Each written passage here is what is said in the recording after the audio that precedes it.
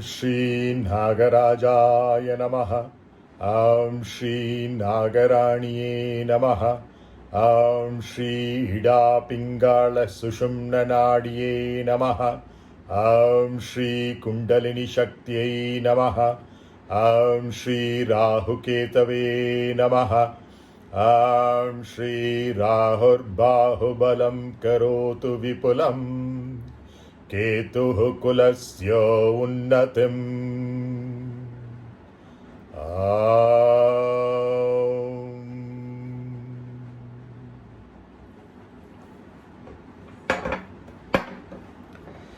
Namaskaram vasanthi-mā. Namaskaram everybody. Today we are about to hear a very catchy song which is at the same time extremely mystical. Extremely mystical. Extremely mystical. It's not for want of words that I repeat this thrice, but because of the depth of the mysticism, or rather the perception that is there in this song called pāmb-āṭṭi in pun-nāga-varāli rāgam, tālam, composed by one of the 18 types of siddhars called the pāmb-āṭṭi siddhar, the one who can shake the snake, can shake the perception itself, who can shake mysticism itself, because that's what the snake actually stands for. As a prop, I'd like to acknowledge my nephew, Devi Kelkar, the great, who gifted this lovely aarti to me. And this is symbolic of what vasanthi-mā is going to sing today. So it's an extremely important prop for me today. And then, of course, we have the Kaliya here, another form of snake. And we'll come to it as well as we go forward.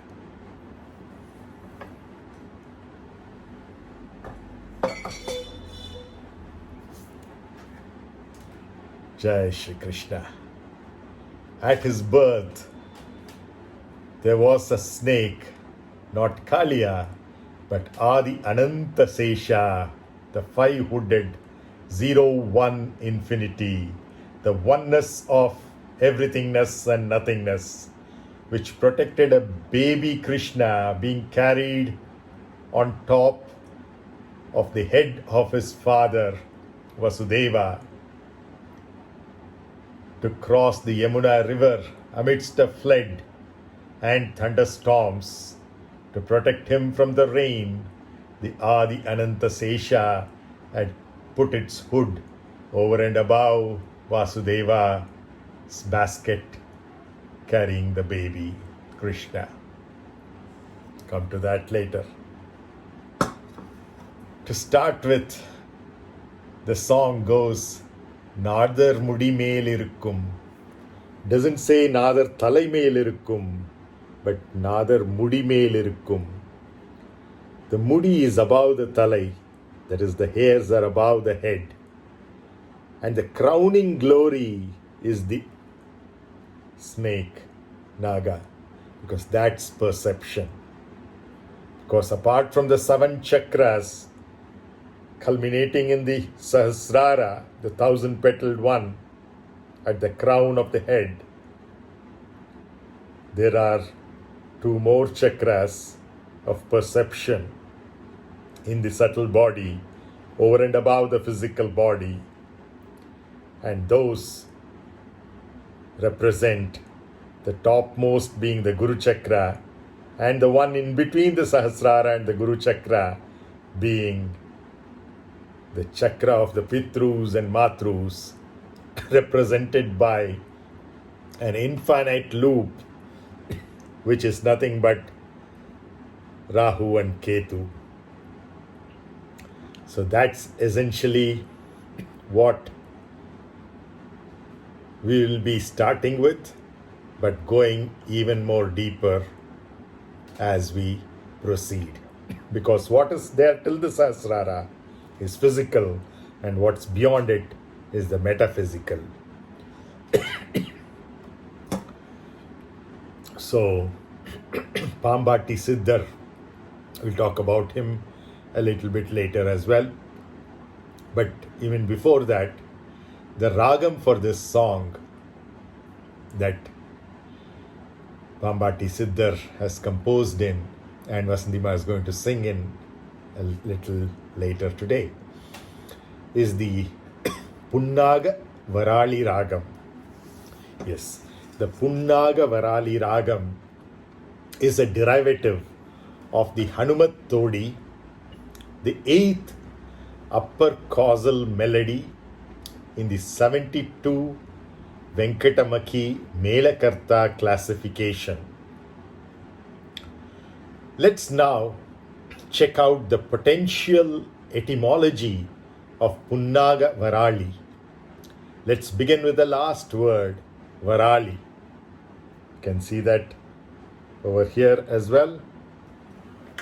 On my iPad, we're talking of varāli over here.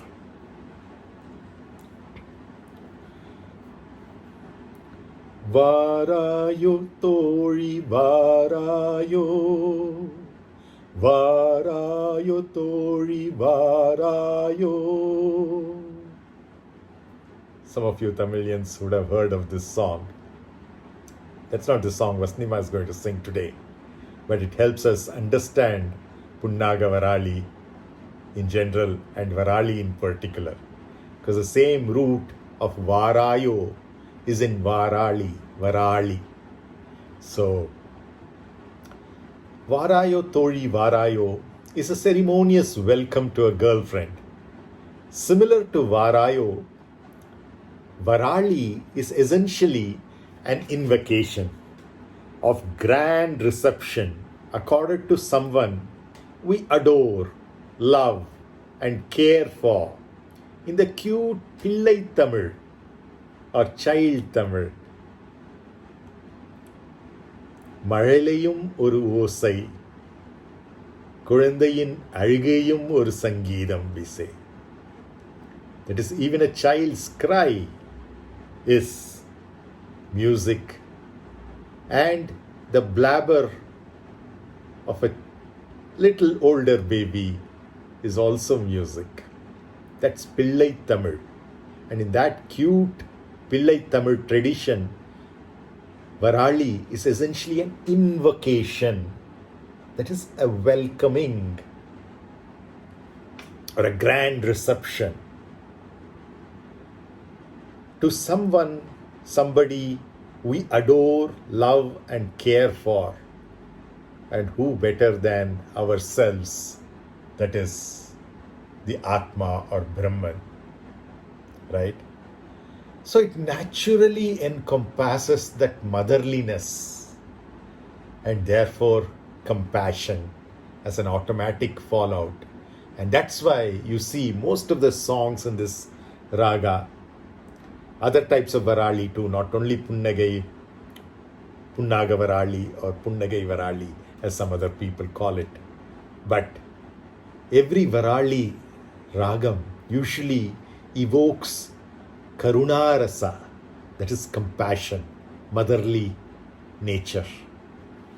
Thus, pun-nāga-varāli ragam invokes pun-nāga. What is pun-nāga? Pun means our own subtle naga, perception in the form of a cobra. That's what you saw over here. Our perception, the triple eyes that you see here, it's actually used for arti, but the triple eyes that you see here, Surya, Chandra, Agni, the third eye of intuition, and that's the perception which a snake represents. Soon we will see that its eyes are its ears as well, doubles up in terms of sensing sounds as well. So thus, pun-nāga-varāli rāgam invokes our own subtle or pun perception in the form of a cobra or naga, pun-nāga, a symbolic reference to the mystical ability to witness all that there is as it is, without letting our past memory, not only from this life but from all previous lives, and futuristic imaginations to mess up the precious gift of the present. That's why it's called the present, synonymous with gifts. That's the essence of Naga Babas or Naga Sadhus too, who don't allow anything unnatural to sully their true nature. You must have seen pictures of the Naga Sadhus, Naga Babas at the Haridwar Kumbh Mela, Shahi Snan as they call it, last week. Thanks to the paparazzi who practice the other extreme of seeing voyeurishly things only the way they are not. They aren't. So the snake, which symbolizes the mystic, sees everything as it is right now and here, not colored by the memories of the past and the imaginations of the future, but of the here and now. That's what a snake does. What does the paparazzi do with their cameras and video cameras and mobile phones? They are seeing the things voyeurishly the way they aren't. That's the exact opposite. So if you understand paparazzi well, the antonym of that is the mystic, who can see things as they are. And that's symbolized in our scriptures by the snake for a rightful reason, because it lives in the here and now, always alert, conscious of whatever is happening in and around itself. And that's essentially the goal of life, to become conscious and aware of every moment as it is, with responsibility. There's a lot to learn from the snake, from which we have evolved. We say Pisces, and then the reptiles, then the amphibians and the mammals, before that the avia, etc. But the human brain has a huge reptilian part to it, and that reptilian part we have utilized for the wrong reasons. There's a right reason of perceptivity, of mysticism that is there, that we have inherited as well, not only from our parents, grandparents and ancestors of the Homo sapien kind, but much, much, much more prior to that, even before the apes, from the very reptilian nature of ourselves, the mystical nature that we have inherited. If we want to awaken our animal instincts, we might as well awaken those that are essential and utilitarian, rather than those that take us down the line back in evolution. So, never to denigrate any other kind of life other than human life, be it plant, animal, reptilian, whatever, even amoebic, viral, or bacterial. They all have their purpose in this magnificent leela or game or play of Mahakali. You can see the red tilak over here. That's what it represents, the dark energy and the dark matter. This is almost 73% in the universe, and this is almost 23% in the universe, a total of 96%. Almost 4% is the content of the stars, including the sun, which is our only star in the solar system.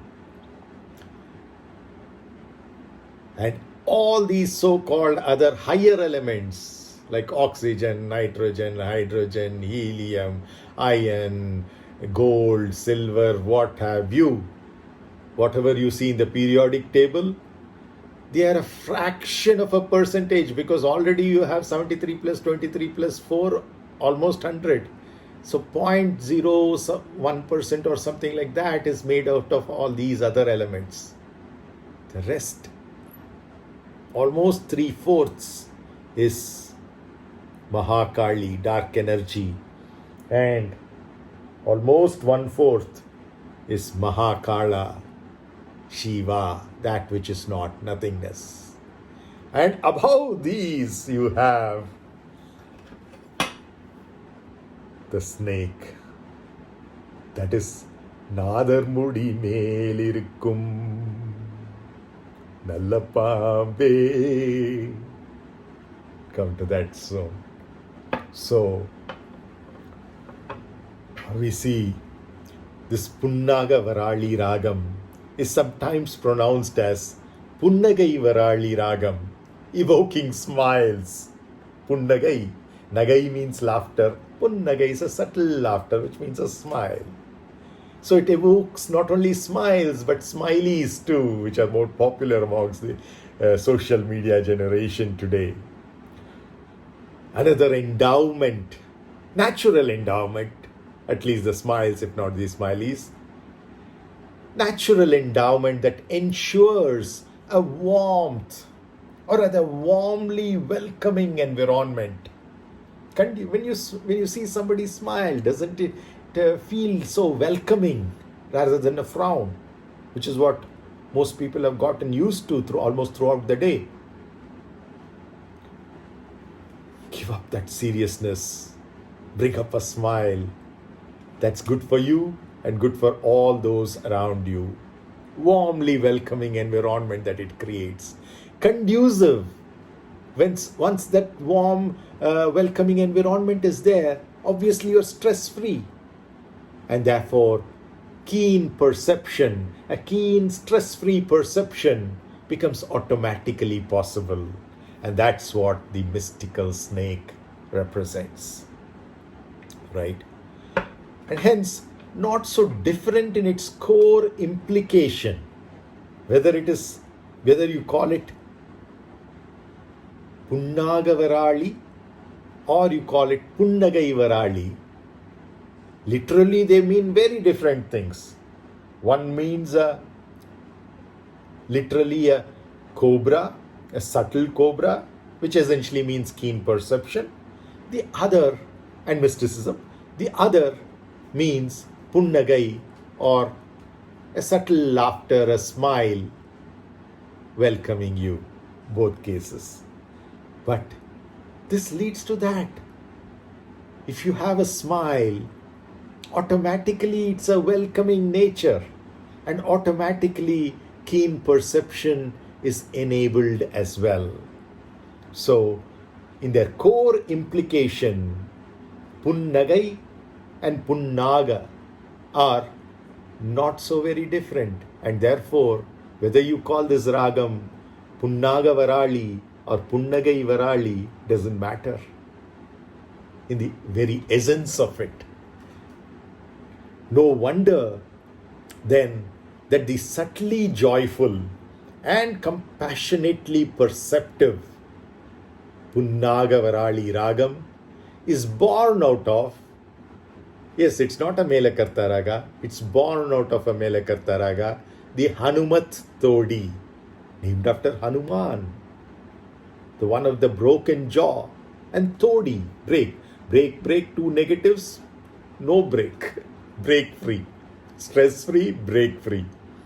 So Hanumat Todi, which is the Janya Raga of pun-nāga-varāli, is in turn symbolic of Hanuman, the son of Vayuputra, symbolic of our life breath, prana, as Hanuman is Vayuputra.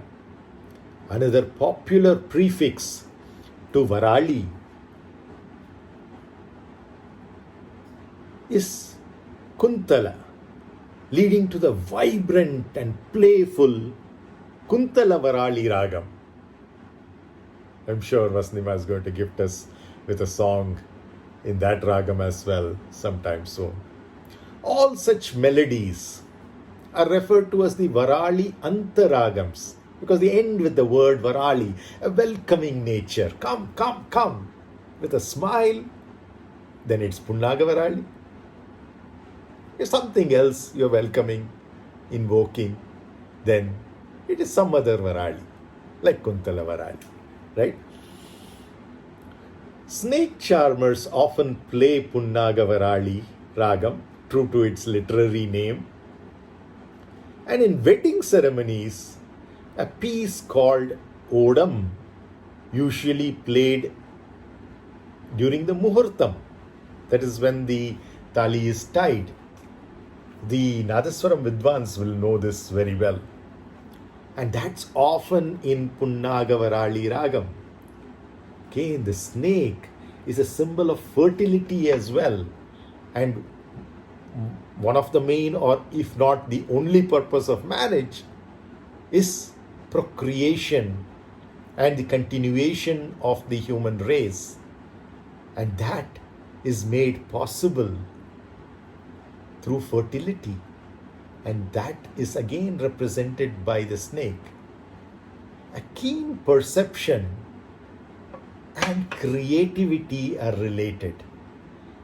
If one doesn't have an ability to observe things as they are, to be creative in their work or in life as in the sense of procreating, would both be difficult. So that's essentially what is conveyed here in a very, very subtle sense by playing the Odam during the Muhurtams in Pun Naga-varāli rāgam in a welcome fashion, Varali fashion. So this is therefore an ancient rāgam. It's been with the wedding traditions for a long, long time. And even before that, the traditional Tamil pieces such as the Nondi Chindu are also set in this same rāgam, Pun Naga-varāli. And of course, it's Adi Tālam, the ancient and antique, original beginning tālam or rhythm. So, that being the case, the rāgam and tālam, the father and mother, have been discussed a bit. The next is the guru, the sahityam. So we have to come to the song of the day, Nāthar Mudi Male. And for most Tamilians at least, especially the earlier generation, as soon as we say Nāthar Mudi Male, or the other part of the song which repeats itself as a rhetoric, and therefore that becomes the name of the song, called Ādu pāmbē, Ādu pāmbē, Ādu pāmbē, Vilayādu pāmbē. Whenever we say either Ādu pāmbē or Nāthar Mudi Male, Nadigar Tilagam and French Chevalier Shivaji Ganeshan, a favorite actor of my father as well, and many of my uncles, including Shekhar Chittappa.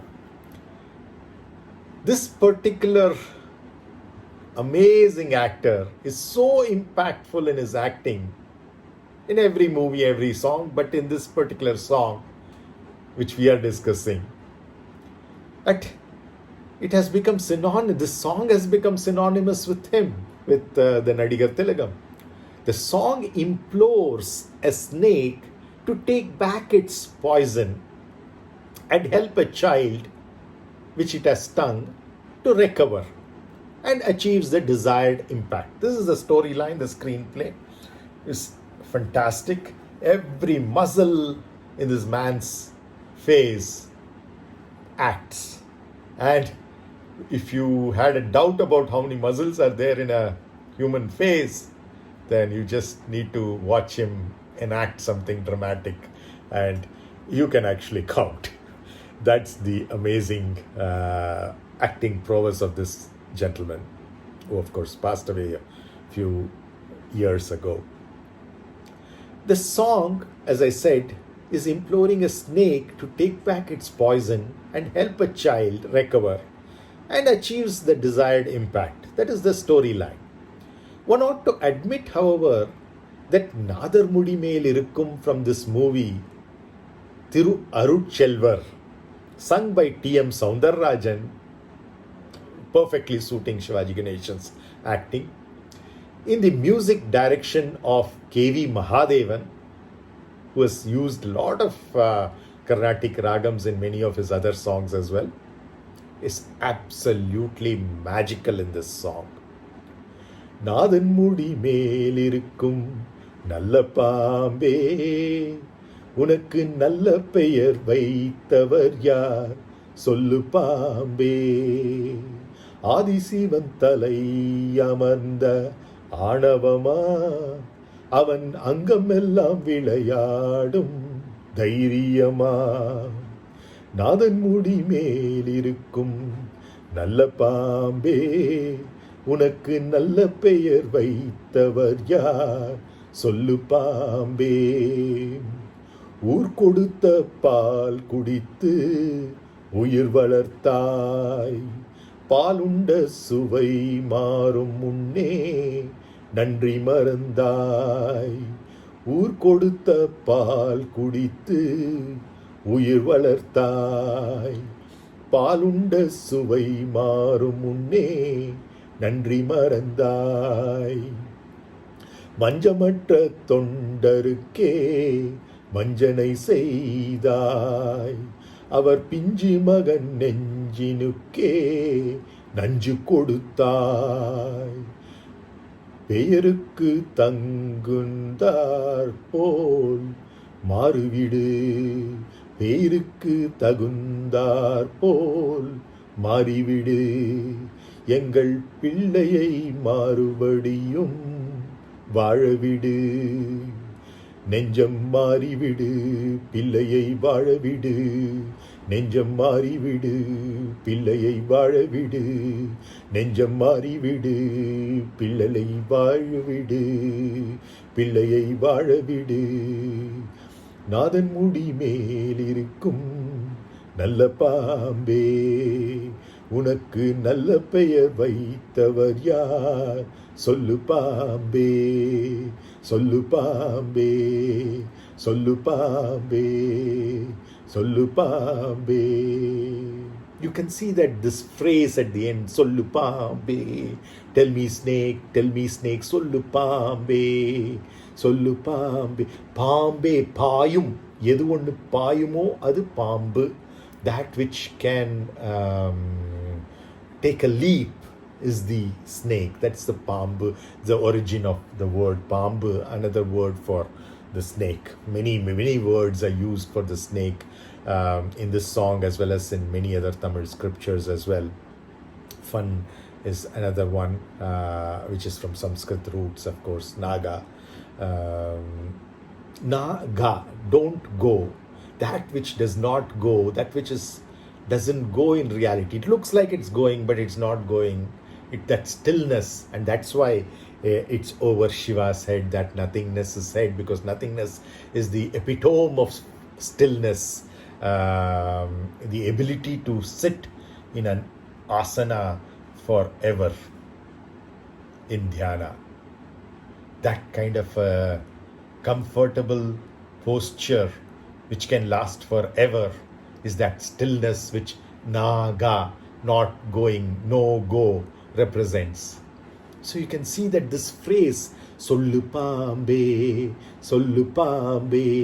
is an ideal utilization, what we call as prayoga in Kannada or most Indian languages, prayogam. But actually, you look at that word yoga, it's such a beautiful thing. Pra is special, yoga is union. It's a special union which we call as utilization. Okay, so sollu pāmbē, the way this particular phrase is sung, is an ideal way in which pun-nāga-varāli rāgam can be employed with amazing effect of that compassion for invocation of whatever you're singing it towards, in this case the song, the snake. But in reality, how much ever I talk about this movie and movie song, in reality this song has entirely different lyrics except for the first few lines, and has a much older version, which is the original version, with even more powerful lyrics, if only you have the ears for it, like a pāmb-āṭṭi, as they say, the snake's ears. And that's what my grandpa, Swami Saravana Bhavananda, alias Shri Arcot Pashupati Venkatachalapati, used to sing so enchantingly and so frequently. And that's the magic vasanthi-mā will unravel, or at least attempt to recreate for us today. So let's see what is in this particular song. And like in the previous episode, I'll try to see how I can probably bring in certain aspects of it as we go down to the word by word meaning. Before that, I should say this is by a pāmb-āṭṭi siddhar, and there are actually 18 categories of siddhars. All the siddhar songs are in Tamil, although these siddhars originated in various parts of India. The song in question belongs to the class, as I said, of pāmb-āṭṭi siddhar padalgal, and it is very difficult to get the meanings of these siddhar songs unless one is a mystic himself or herself, because you need to see what is the depth of the truth that is conveyed. On the surface, it looks like a foot tapping music, awesome to dance, great in music. But philosophically, there is tremendous meaning there if we are only willing to go below the surface, below the skin depth beauty. So in this song, you'd see here, we start with nāthar. Nath in Sanskrit means the Lord, right? So here nāthar we say. Most things in Tamil with respect become na-ar. So nath becomes nāthar. And nāthar refers to the leader and the ultimate leader, and that is our own nothingness, the black hole that is Shiva. And we are saying that muḍi means hairs, male means above. So above the hairs of our nothingness, which essentially means that we are going above the Sahasrara chakra to the Matru-Pitru chakra of the infinite loop, which is essentially like a Mobius strip which is created by the snake curling around itself into two loops.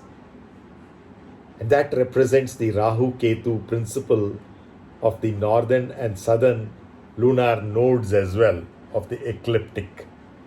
So, when we say Nadar Mudi, people literally translate it as Shiva's head or the leader's head or the leader's hairs. And Melirikkum means adorning, right? And Naga pāmb-āṭṭi, O cobra.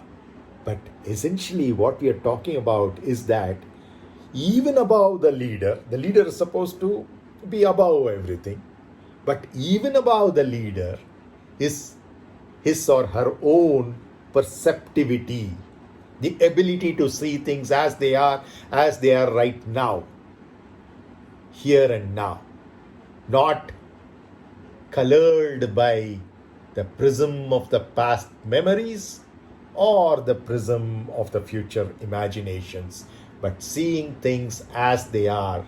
That kind of a perceptivity is what is given even more importance than Shiva or the leader Nathar himself or herself, right? So the Kundalini Shakti, which is also represented by the snake, goes from the Mūladhara, Swadhisthana, Manipura, Anahata, Vishuddha, Agnya to the Sahasrara, and beyond is basically the perceptivity. And that's what the snake which comes out represents. The same snake, the same Kundalini Shakti is there in the Mūladhara as Ganesha, it's there in the Swadhisthana as Muruga, it's there in the Manipuraka as Manikanta, Dharmashasta, Swami Sharanamayappa, it's there in the Anahata as Lakshmi Narayana, Hanuman, Garuda, and all of their paraphernalia, the Saptarishis, the Saptarishi Patnis, and Gomata, etc. And then in the Vishuddhi Chakra at the neck, we have, at the pit of the throat, we have Saraswati Brahma, the same Kundalini Shakti. When it has come there, that's what it transforms into. It's our own spiritual, sublime, subtle power rising through the Sushumna Nadi, right at the center of the spinal cord, not in the physical body, but in the subtle body. And then the Agnya Chakra, where the Kundalini Shakti transforms into Parvati. And then you see those three eyes. And then beyond that, the Sahasrara, it transforms to Shiva. And over and above that, transforms to the metaphysical, that which is the cause of the dark energy and the dark matter, which is unknown. And that's represented by the snake. So that's why Nadar Mudi Male Irukkum Naga pāmbē, that which does not go, Naga pāmbē, that, and still Pāyum pāmbē. See, this is contradictory. Naga and pāmbē. Naga, that which is still, which doesn't move, static, not stagnant, but meditative, in a samadhi state. And at the same time, it's not just Naga, but pāmb, that which is going to leap, pāmb. So that which is absolutely static is the only one which can be absolutely dynamic as well. And that's why the same Shiva, who is the ultimate yogi,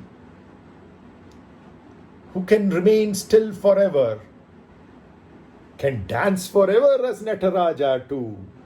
So that which is dynamic is still, and that which is still is dynamic. It's just two phases of the same coin, the inner and the outer. The inner stillness and the outer dynamicism. And that's what we have to learn from the Naga pāmb. We have to be the Naga inside. Absolute stillness. And from that stillness, in our external world, full of activity, action, for the benefit of the entire universe. that seva is in a dynamic sense, while our reality in the interiority is in the static sense of naga, don't go. That's the stillness. That's naga pāmb. So, nāthar mudi மேல் இருக்கும் naga pāmbē. Please don't translate this literally as the cobra adorning Shiva's head. That is one symbolism. But even more importantly, it is that stillness that you originate from and the dynamicism that you exhibit that is adorning over and above even your ultimate realized self. That is nāthar mudi மேல் இருக்கும் naga pāmbē. Got it? Yes. That if you get this first line, the others are a breeze. So irukkum is here, and naga, as I say, is stillness, and pāmbē is the dynamicism. So we've gone through the first line. Let's go through the second line. நச்சுப்பையை வைத்திருக்கும் ஹே நல்ல Bombay. நச்சுப்பை. What is nachu? It's a Tamil word actually derived from the Sanskrit nanj. Nanj is also used in Tamil. But slowly nanj has become nachu. Poison. Okay? Nanj, you will be familiar with if you know any other Indian language. For example, in Kannada, we call Shiva, one form of Shiva, as Nanjundeshwara. What does that mean? Nanja Unda Ishwara. Nanja, poison. Unda, one who drank. Ishwara, the Lord who drank poison and kept it at his throat at the Vishuddhi Chakra. Thanks to Parvati holding his neck at that right point in time, making him a blue-necked person. What does that mean? That the Vishuddhi is blue with poisonous nature. What does it mean? The communication, the creativity. Within that, the poison is built in. Within birth, death is built in. Within the Saraswati Brahma principle, the Shiva Tattva, Kali Tattva is built in as well. That's essentially what this means.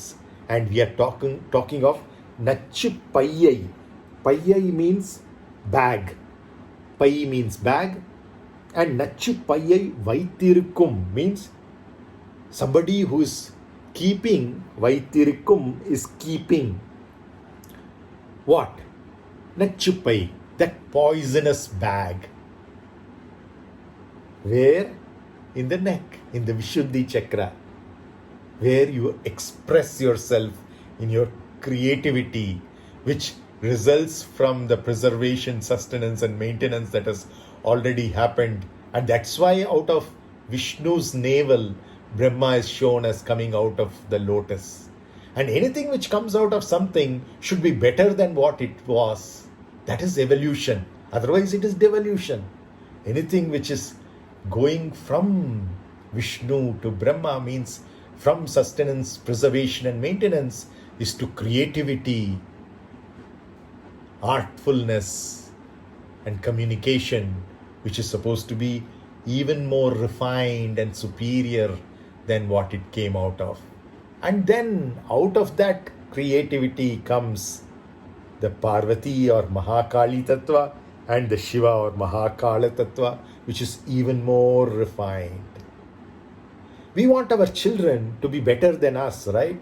If our children happen to be, or our students happen to be underperforming, performing even below whatever we performed, then obviously something has gone wrong in terms of what we created, right?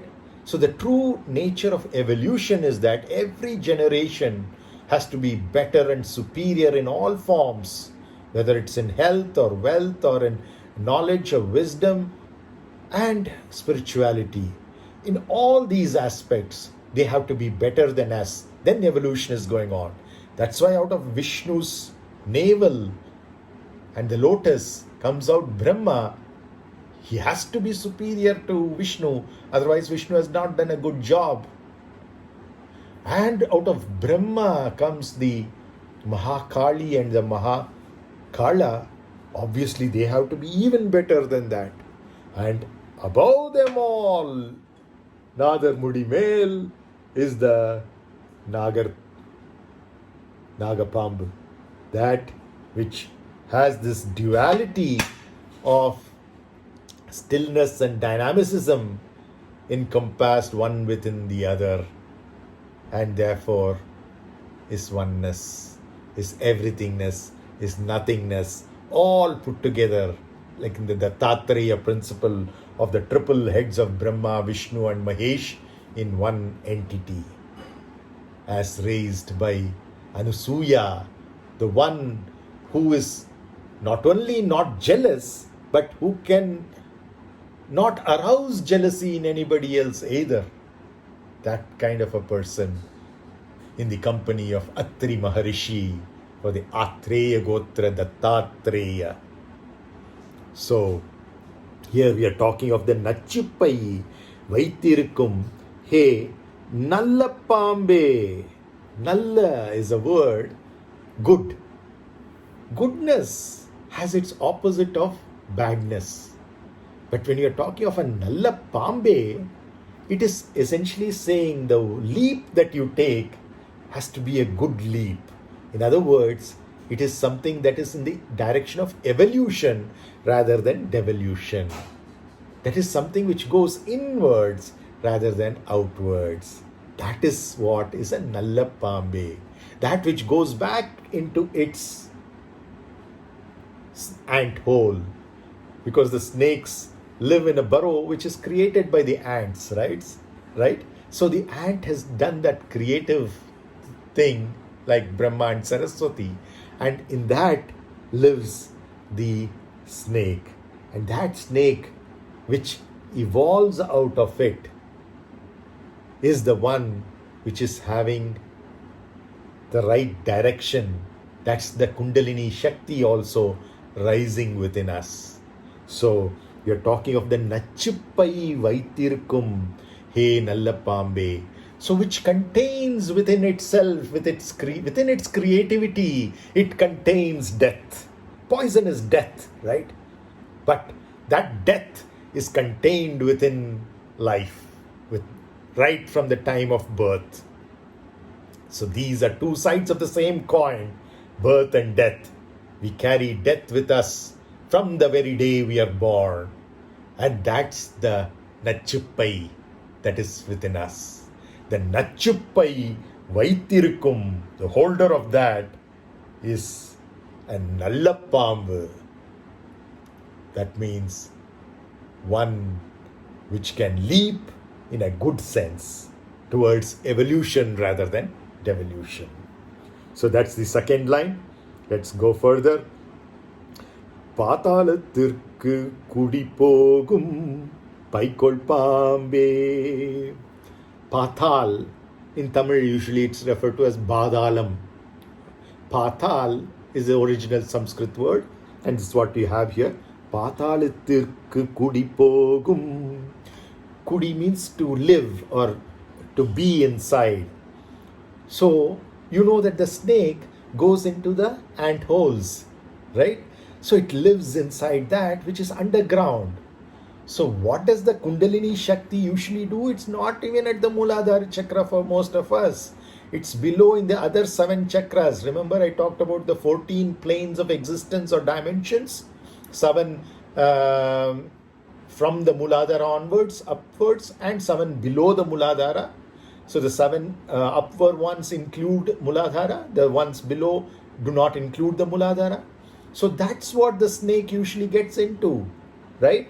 So we are talking of Pātālathirkku kudipogum paikol pāmbē. That kind of a pāmb is paikol pāmb. Earlier we talked of Nalla pāmb which is evolving. Now we are talking of a pāmb-āṭṭi, which is devolving. So the same Kundalini Shakti which is rising in our spine, if we are not alert, can go back downwards. And that is the pāmb. And what is that pāmb doing? Pātālathirku. Who lives in Pātala? The Asuras. Which means we become more and more tamasic. So, if we are here, then we have Rajasic nature till up to here, and then the Sattvic nature from the Vishuddhi, Ajna and Sahasrara. And then we have to give up all of that, nāthar muḍi mēl irukkum nāga pāmbē, then we don't even have the Sattvic gunas. So this top set of chakras, Vishuddhi, Ajna and Sahasrara, refer to the Sattvic gunas. Above that is Trigunātita, going beyond all the three qualities of inertia, passion and purity as well. But most people are living below this. Here, the bottom three, which is essentially you're talking about Swadhisthana, Manipura and Anahata. These three are essentially Rajasic in nature. The valor, courage, the establishment of righteousness, preservation, sustenance, maintenance. For all these you need lot of activity, passionate, sometimes leading to aggression also. So that's essentially what's happening here, the Rajasic gunas. And Mooladhara is kind of the interface. And then below the Mooladhara is the tamasic gunas of the Asuras, that is Patala, and that's where the snake which is a pāmb goes into. Whereas a nalla pāmb evolves with its poison bag intact, not harming others, but knowing that that's death, and death is contained within itself. It's not a conquest, it is a completion. Because if you're conquering death, that arrogance is Rajasic gunas. But now you're beyond all the gunas, and that's completion. Trigunātita. You have enjoyed the tamas of sleep, the rajas of passion, and the sattva of purity, and now you've gone even beyond purity, and that's essentially what's happening there. You talk of the Shankha Chakra Gadadhari, that's Vishnu, and then you go to Brahma, then you go to Parvati, and finally Shiva. That's all in the physicality, and then you go to the nāthar muḍi mēl irukkum nalla pāmbē. Naga pāmb is nalla pāmb, not a pāmb. So then we have seen this third line, Pātālathirku kudi pogum pāmbē. Now let's look at the fourth line, Pādi pādi nindru vilayādu pāmbē.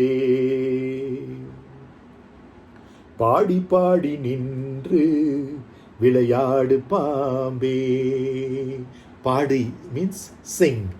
So singing and dancing and all these artistic forms of expression and playing, sportiveness, games, vilayādu is all part of the evolution, the leap that we take in going forward. And that's essentially what we are talking about here. Let's sing it out. Pādi, pādi, nindru. That brings that stillness. And then vilayādu.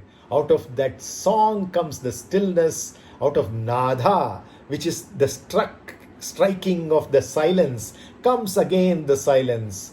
It's a loop that is happening over there. Nindru vilayādu. Play, game, leela. So that you convert the law of karma into a game of leela.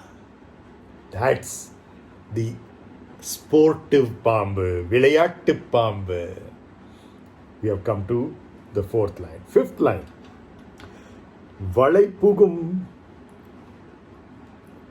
podedalai vangum pāmbē. Valai. I have to think about this. What exactly is this? Because See, essentially, the snake has this nature of capturing its prey. So when any other, let's say a rodent, like a rat or something, enters the hole, because they also live in these burrows, right? Like rabbits and rats, etc.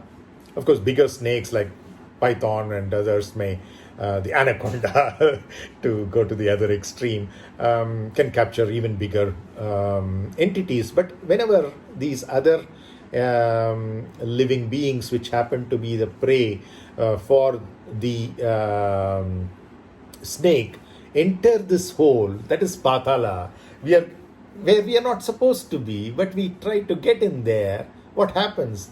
The shelter that is called as the, in Tamil we say putru, that is essentially the, or we say put.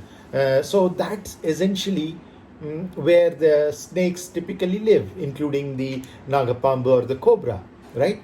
But what happens if somebody tries to get into that? Either you put your hand inside that, or a rodent or rabbit gets into that.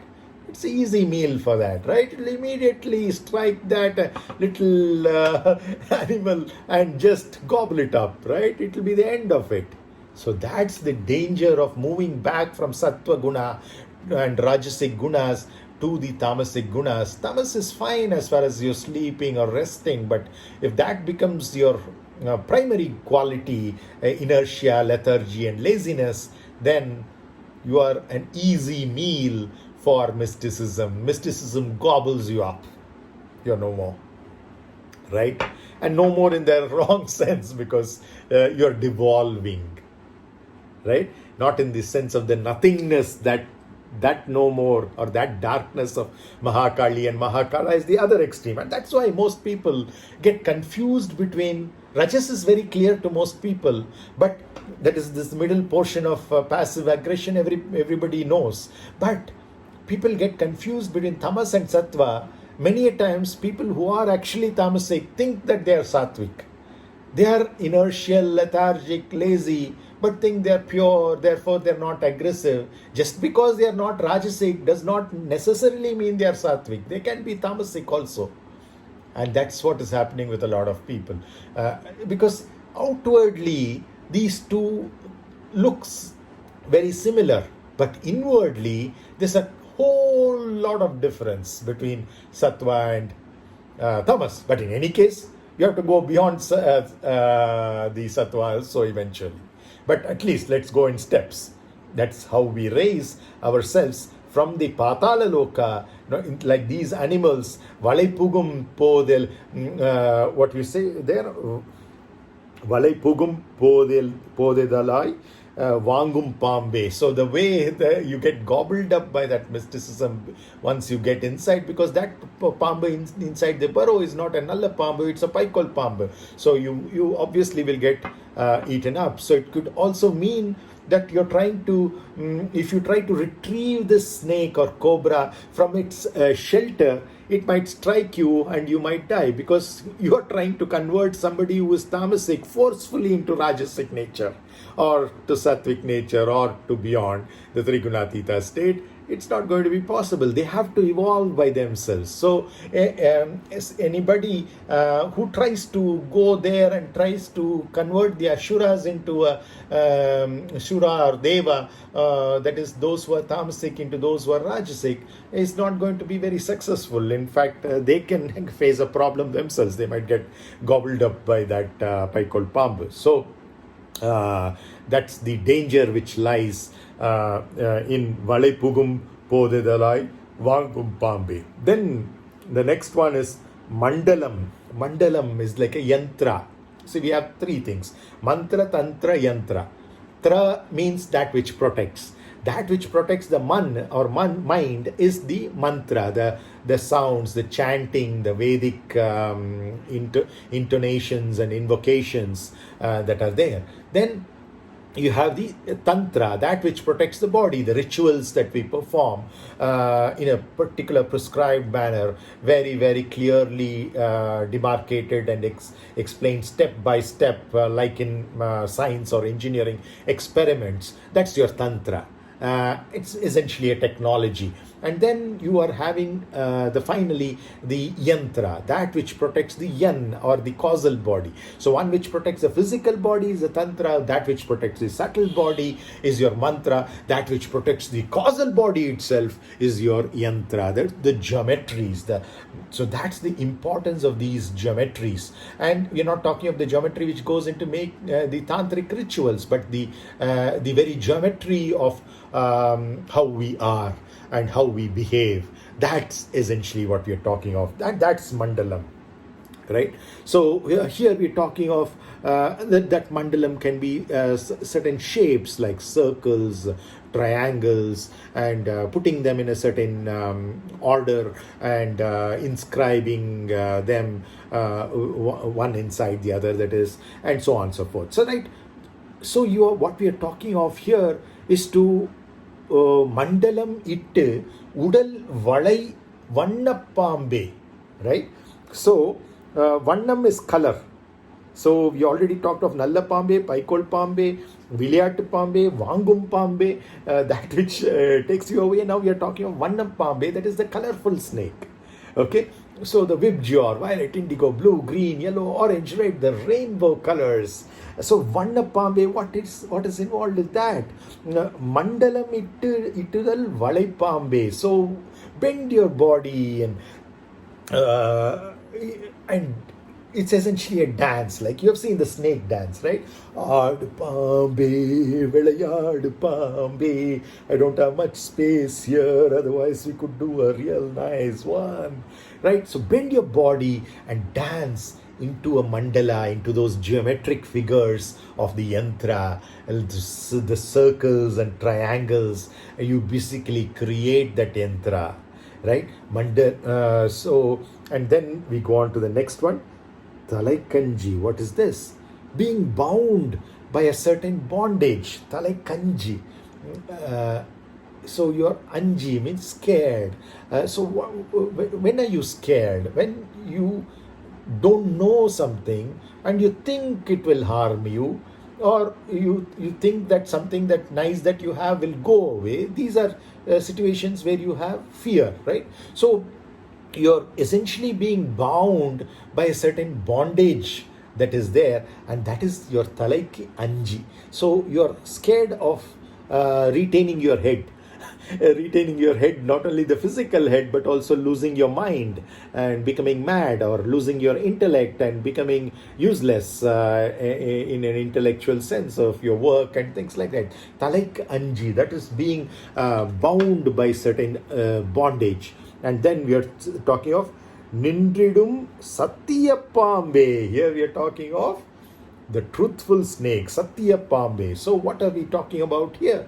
So obeying the code. So we have to obey certain rules. All the rules are my rules. Wherever I go, whoever I am with, whatever situation I am in, whichever institution I am in, whichever nation I am in, I shall make the rules of that person, that place, that situation, that institution, that nation as my own rules, so that I can enjoy life as a game, as a krida, as a leela, knowing fully well that even before anyone else in that situation, nation or institution comes and imposes those rules on me, even before that, I myself will adapt those rules, adjust and accommodate, so that I can convert the law of karma to a game of leela.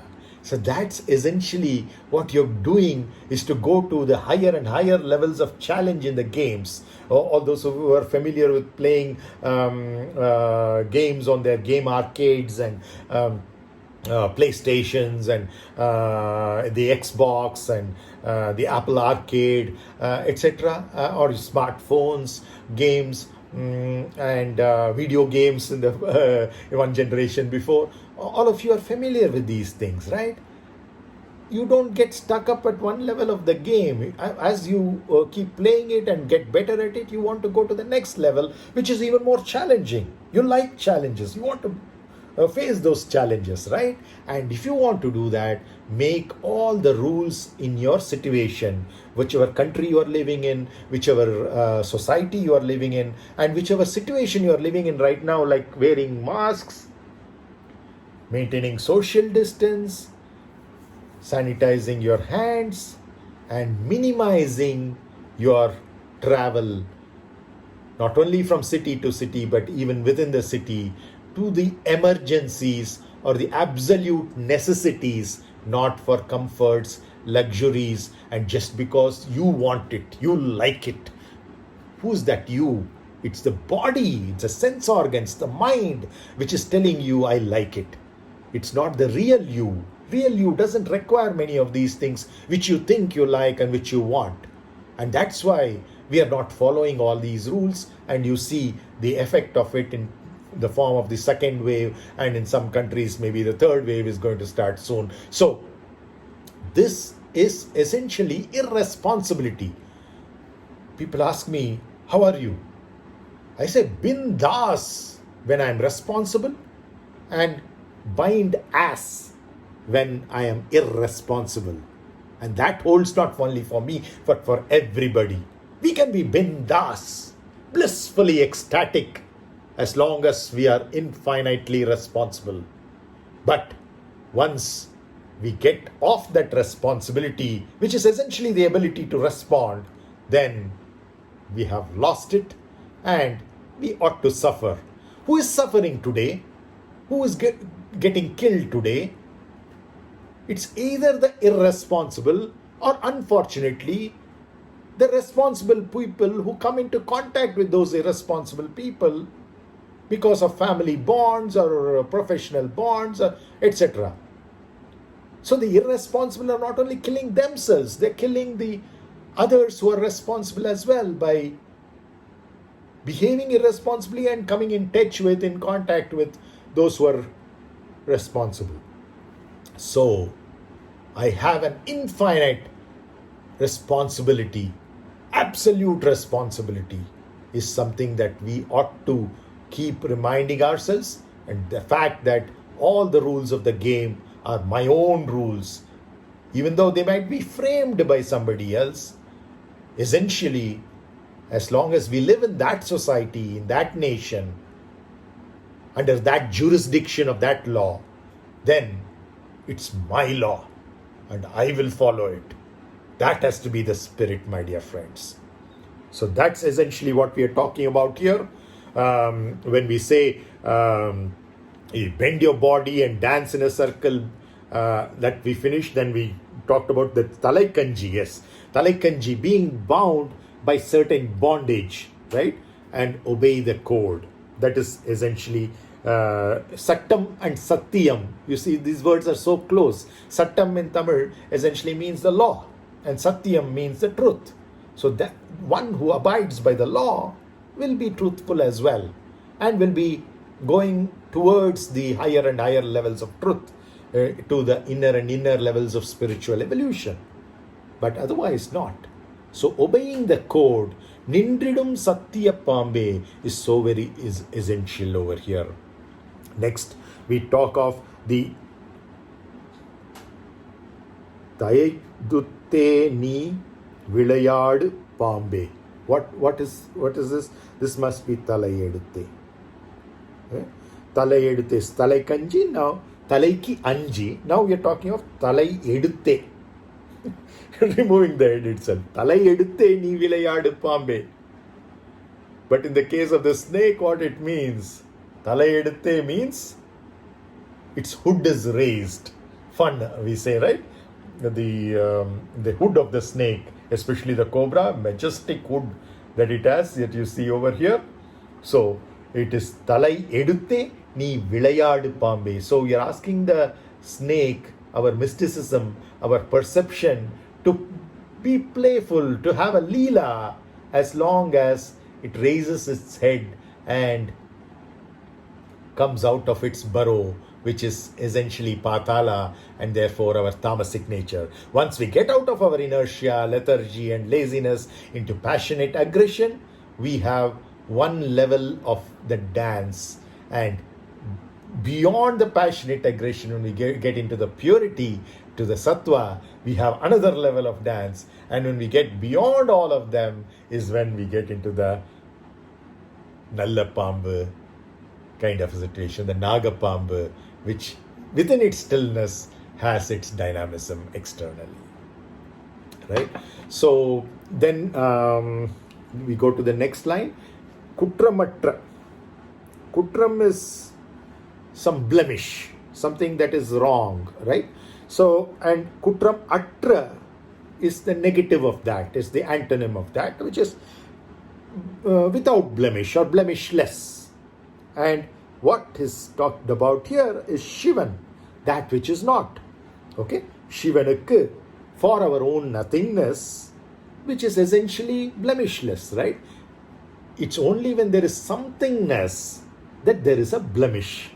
When it's either everythingness like Vishnu or nothingness like Shiva, it is blemishless. It has absolutely no impurity in it, nothing negativity in it. It's all just the essence of that truth in two different forms of everythingness and nothingness. And that's what we really are. But when we are oscillating between these, somewhere in between we are, that is the somethingness situation. There the blemishness comes. And here we are talking of kundalam anai. Kundalam is essentially the earrings. And they have a great symbolism that will take me on a very, very long talk. Already we've crossed more than an hour of this discourse, so I will keep that for another day. But essentially we are talking of the earrings of our own nothingness, right? That earrings of our own nothingness, because the ear has certain spots, even in the physical ear we are talking of, not only in the subtle ear, that are impacted in a very, very spiritual sense when they are poked into, to put in earring over there, right?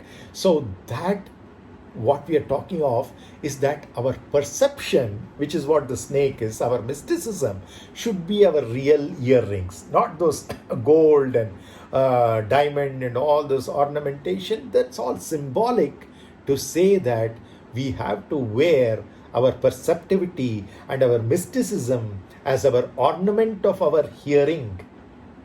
That's another very important perception other than the eyes, right?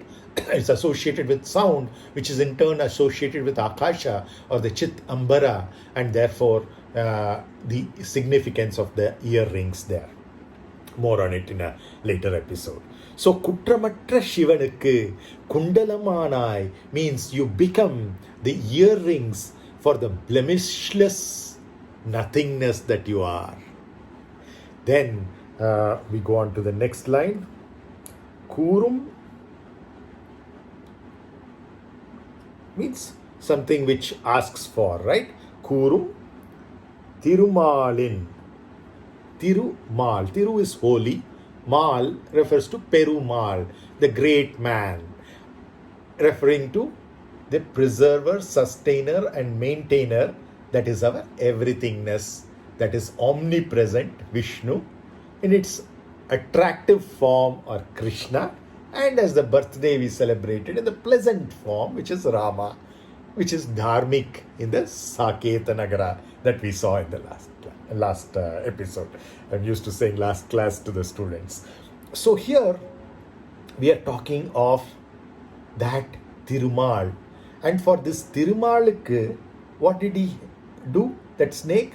It's not in this form of Kaliya under his feet, but over his head, as I told right in the beginning, that story, when Vasudeva carried the little baby Krishna from the prison that Kamsa had put him and his wife Devaki into, and the child was born, the 8th child, which was supposed to kill Kamsa and therefore had to be transported to safety to Nanda's house under the care of Yashoda and the whole of Gokul.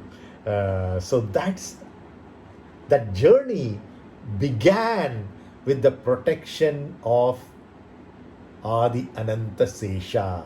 Adi first, Ananta infinite, Sesha remaining, zero.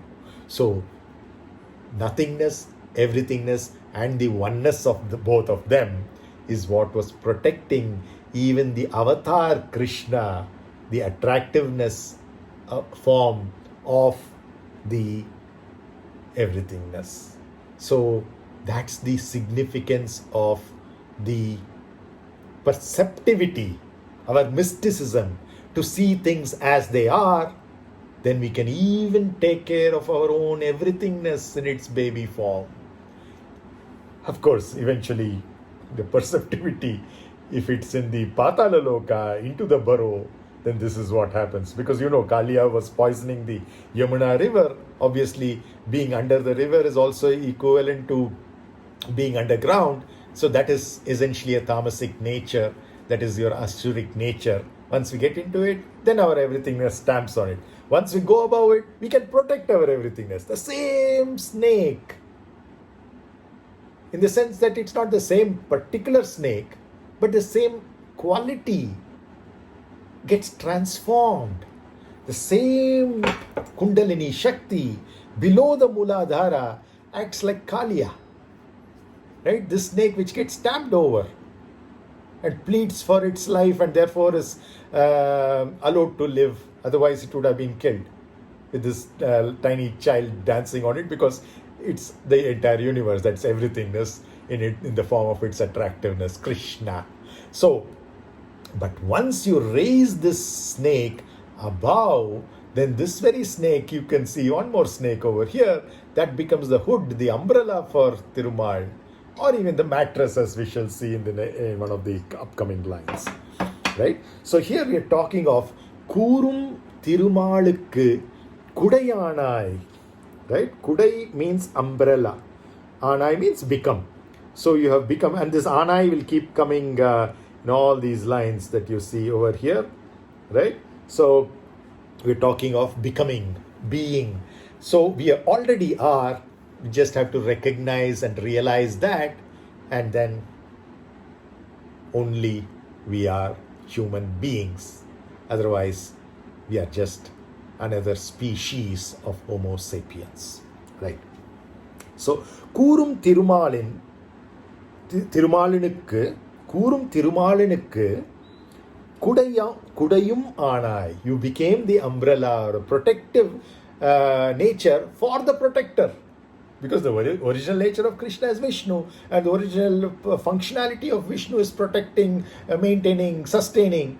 For that protector, you become the protectiveness if you are perceptive like a snake, you are mystical and see things as they are here and now, rather than colored by the past memories and the future imagination. Repeating some of these phrases so that it sinks deeper within us. Within us means not only within you, but within me as well, so that I can be a better human being after this discourse. So, what are we talking about here in the next line over here? So, we already saw that, right? Krishna here was, of course, taken across the flooding Yamuna in a basket in that pouring rain, and that's what we talked about in the previous line. Now we are talking of, in the next line, Kattrai Kuzhal Parvatikku Kankanammanai. We already told what he became for our Anahata Chakra's everythingness. He became an umbrella, protector for the protection. And for the Sahasrara Chakra nothingness, he became the muḍi mel irukkum. So again, similar to an umbrella.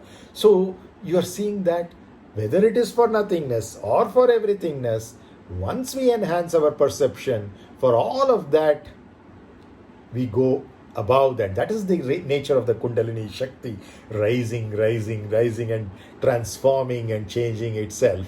Right?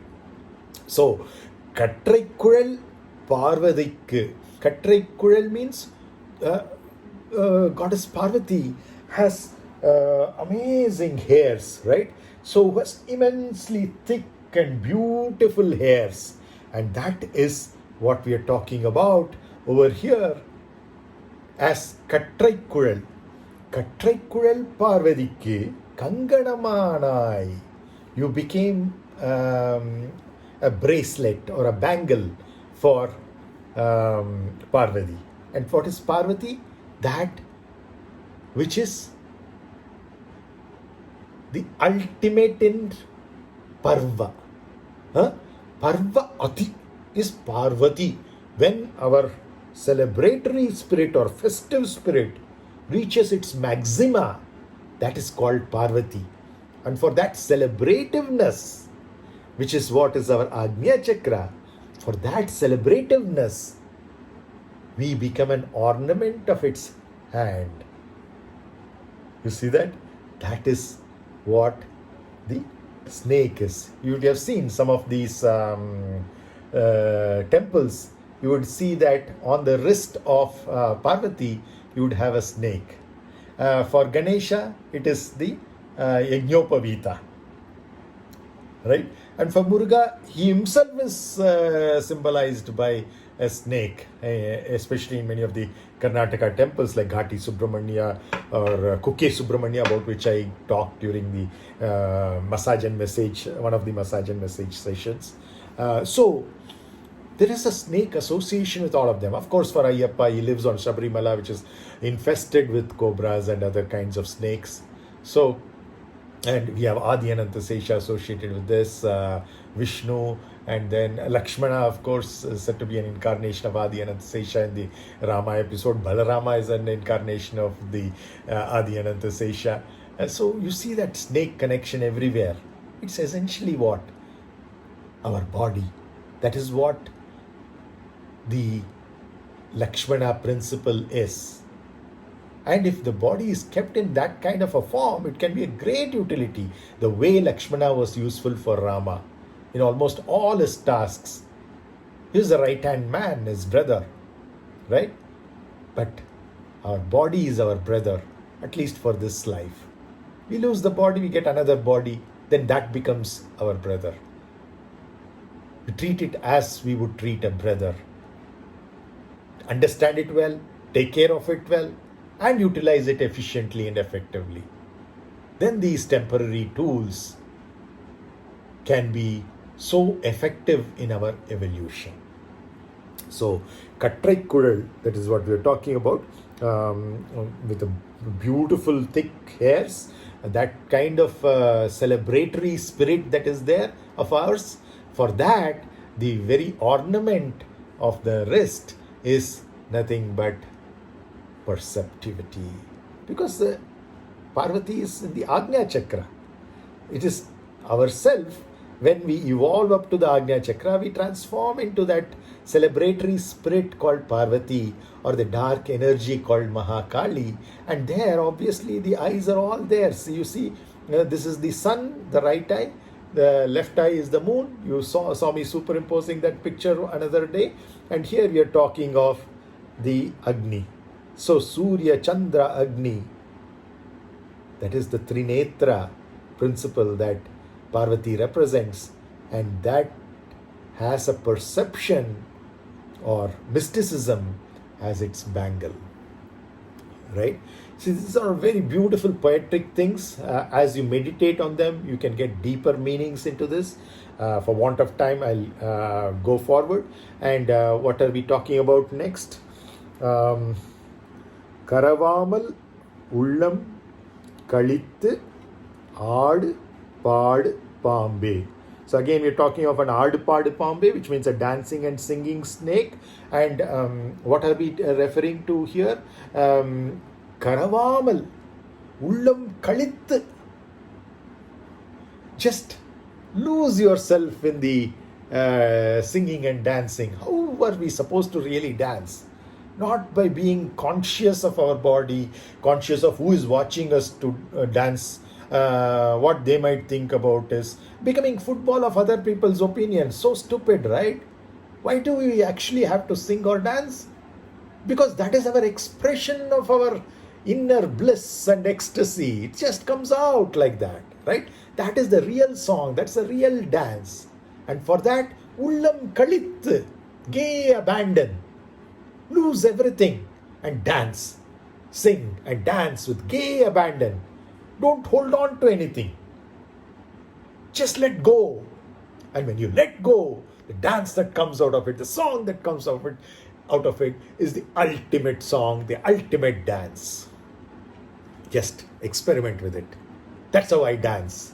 Whether it was in the open air theatre in IIT during my BTech days in 1988 to 92. How we used to dance in that open air theatre. I mean, I just didn't know where I was, where my limbs were, just going all over the place. And of course, not drunk, no substance taken any time during my entire life. And still, that inner joy, the bliss, the ecstasy spilling all over. Not only for me, but those dancing around me too. Probably will share some of those videos when we went for the silver anniversary get-together. I got to dance once again, probably with even more gay abandon. Ullam kalittu karavamal adineen. Pāmbai pol adineen, alla pāmbai pol adineen, naga pāmb pola adineen. I didn't do the pāmb dance. Probably that was a small part of the overall thing. But whatever dance you're doing, it has to be ullam kalittu karavamal. That is with gay abandon. Letting go of everything, not holding on to anything, just expressing your inner joy. Parvati. Right? So then we go on to the next one. Again, Mandalam is coming. What we talked about earlier, remember?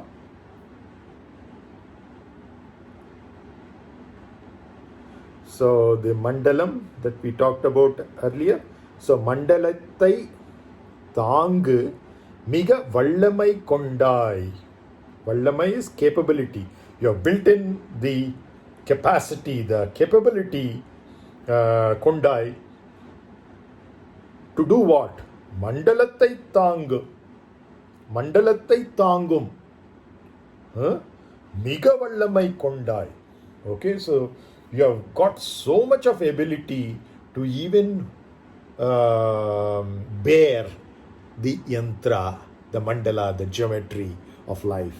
So you possess the strength to hold the entire universe, because the entire universe is a creation. It's the geometry of expression of the oneness, everythingness and nothingness and their energy forms. Transferring between matter and energy according to E equal to mc squared. The theory of relativity of Einstein. This dance that goes on between matter, which is Mahakala, Shiva, and energy, which is Mahakali, energy.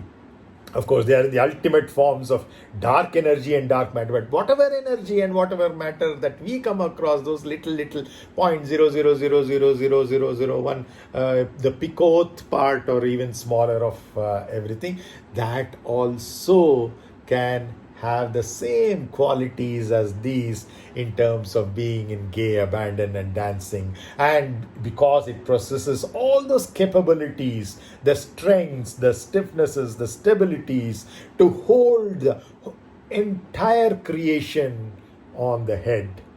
That is the nature of the mystic, the one who has absolute perception, symbolized by the snake. Snake is not just the snake that you see around you in a forest or in some village, etc. But the true nature of that and what you are, your Kundalini Shakti. And that's essentially what all of these are referring to. Mandalathai Tāngum, Migavallamai Kondai. Okay, you possess the strength to hold the whole world on your head. And Mayanukku Padukkaikku Vanna Payumanai is the next one. Mayan. We already saw Thirumal somewhere. Yeah, we saw Thirumal. The same entity is now referred to as illusion, Mayan. That which is responsible for illusion. Maya Devi is an expression of illusion, seeing things the way they are not, like how I was talking about the paparazzi, right? This voyeurishly see only that which is not. What is there is seen only by the mystic, that is represented by the snake, who has absolute perceptivity, to see things as they are here and now, not as the physical body, not as the emotional mind, not as the smart intellect, but far deeper than that, as the Atma, as Brahman. I am Atma Brahma, Aham Brahmasmi, Tattvamasi Prajnanam Brahma, centered in us, but present everywhere. A circle of infinite radius, but centered within each and every one of us. Because there are infinite centers for an infinite radius circle. Right? So, you're talking of Mayanukku, for that illusion, which is nothing but our everythingness, sometimes transforming into somethingness, then it becomes illusion. For that Mayanukku, Padukkaikku, for his bed rest, Adi Ananta Sesha, right? Vannapayummanai. You became a colorful snake, colorful bed sheet or bedspread or a mat, right? Payum anai. Payum is also for leaping and for the root of pāmb. And now we are talking of Vannapayum, the colorful mat or the bedspread or the bed sheet or the bed cover for illusion. Because the illusion has to be covered, otherwise it will be revealed, right?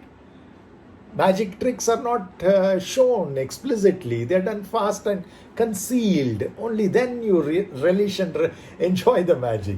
And that's essentially what it's doing to illusion. Illusion itself is concealing something. It's everythingness acting like somethingness. And now, for that, it has a mattress which is so colorful because of the Vannapai, which is the pāmb, which is nothing but 0, 1, infinity. Adi Ananta Sesha. So next, we see Kandapadai.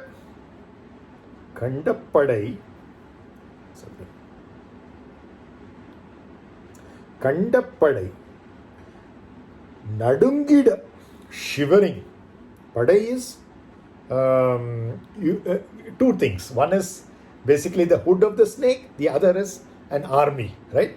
Kandapadai, Nadungida, Kachiyum Petrai. So, just by looking at a snake, and the reptile snake that you're talking of, especially the poisonous snake, many times we don't even know whether it's a poisonous or non-poisonous snake because we're not experts in that. So, you are the couch. Of course, in the previous one we said you are couch for Vishnu to recline on. That is Mayanukku Padukkaikku Vannapayumanai. Now we are talking of Kandapadai Nadungida Kachiyum Petrai, right? So at your side, even a whole army, Padai, trembles, Nadungida. They have all their weapons, this, that, and there are so many in number, yet seeing a single snake, they get scared.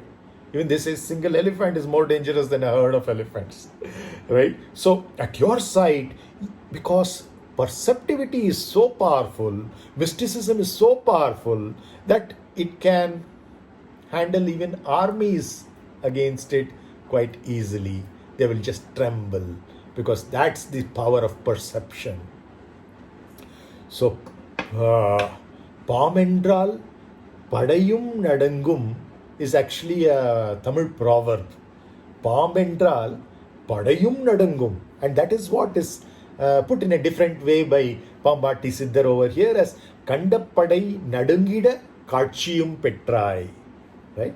Then we'll go to the next line. Kanne is eyes. Sheviyaga, ears.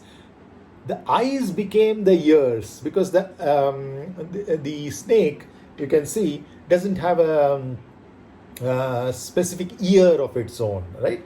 In fact, it's said that the entire body of the snake feels the vibration, because how does sound travel? It travels through a medium, through vibrations, right? And those vibrations are there on the ground on which the snake is crawling as well and can feel those vibrations, and that's how it hears those sounds, right?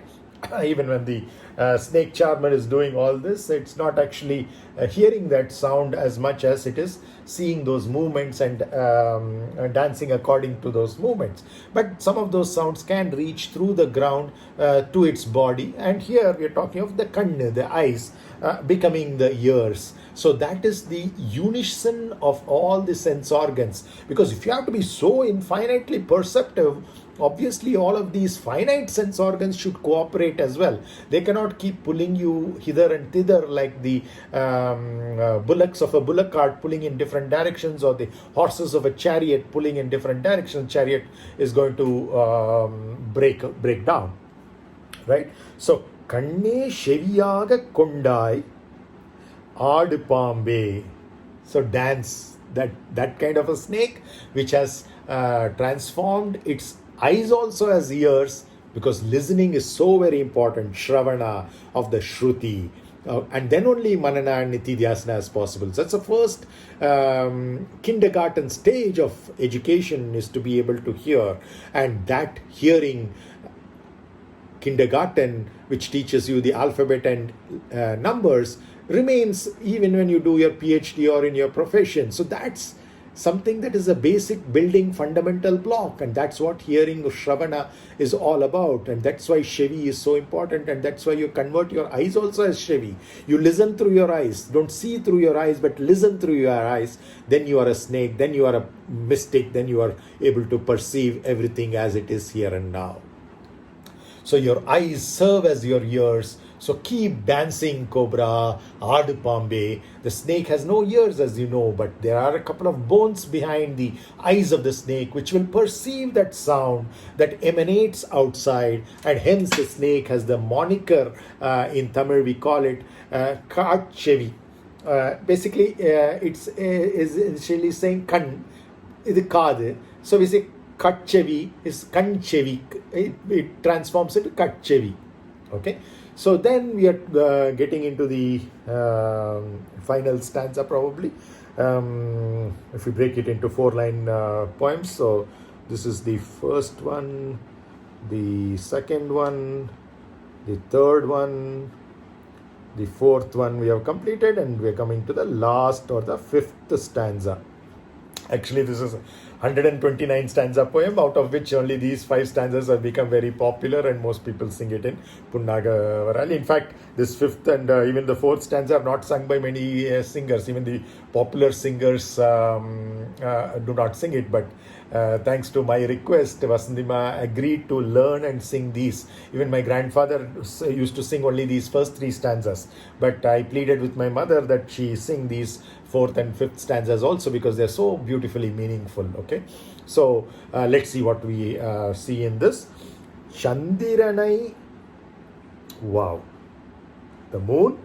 Suryanai, sun. Tavi, leap, okay, jump. Tindinai, Chandiranai, Suryanai, Tavi, Tindinai. What are we talking about here? The sun is this eye, moon is this eye, and the snake is essentially in the spinal cord as the Kundalini Shakti. And as it rises beyond the Vishuddhi to the Ajna and then towards the Sahasrara, it's already above the sun and the moon. So it's essentially putting them into a shadow.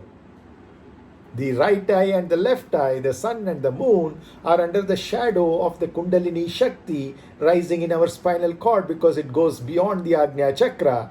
What that is Grahana, eclipse. Rahu and Ketu are 2 parts of the snake, Rahu being the body of the snake and Ketu being the head of the snake. So the Ketu, being the head of the snake, has with it the eyes still, and therefore the perception has gone with Ketu. And the rest of the body of the snake, joined to a human body, or rather a asura body, what is that going to do? It's going to have the perception of an asura, tamasic in nature. That's essentially your Rahu. And therefore, it tends to see everything as they are not. Whatever is, it is seeing exactly opposite of that. Like the paparazzi I showed you.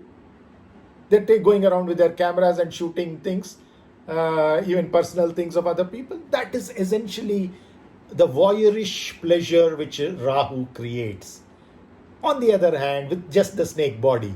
On the other hand, with the snake head. Ketu is giving you infinite perception of spirituality, the truth of what you are as you are here and now. That's essentially Ketu. And this combination of Rahu and Ketu, always at 180 degrees to each other, and always going retrograde rather than prograde like the other planets most of the time. The sun and the moon always prograde. Whereas Rahu and Ketu always retrograde and metaphysical, beyond the physicality, above the Sahasrara Chakra, in the Matru Pitru Loka. And that's why I said in the beginning, Rahur balam karotu vipulam, Ketuhu kulasyo unnatim. Whereas Rahu enhances your strength in the physicality, in the physical world, in the material world. Ketuhu kulasyo unnatim. Ketu enhances your kula, your lineage. Not only your biological lineage, but even your guru lineage, guru shishya parampara as it is called. That is going to evolve because of Ketu. And that Rahu-Ketu combination, whenever it gets aligned with the sun and the moon, our right eye and the left eye, is when an eclipse takes place, whether it is a solar eclipse, when the moon comes in between the sun and the earth, or a lunar eclipse, when the earth comes in between the sun and the moon, and a full moon, it becomes invisible. That's essentially what we are talking about here. Chandiranai, which is our mind, Suryanai, which is our soul, our Atma, our real self. Tavitindinai. Not only is Rahu capable of attacking our mind, but Ketu is capable of dissolving our soul also.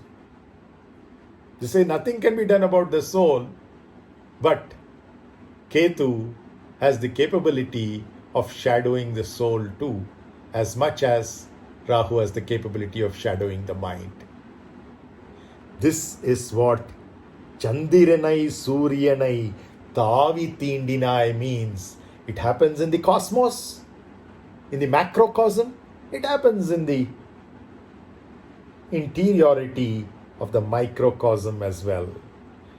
Microcosm is the reality. The macrocosm is just a reflection of our microcosm. So if you understand yourself, you have understood the entire universe, all the science, technology, art, commerce, what have you out in the outer world. Everything is understood if you have understood your interiority. And that's what is the power. So Chandiranai, Suryanai, Tavitindinai not only happens outside in the form of eclipses, it happens inside when our mind and our soul are getting eclipsed because of wrong perception or reverse perception.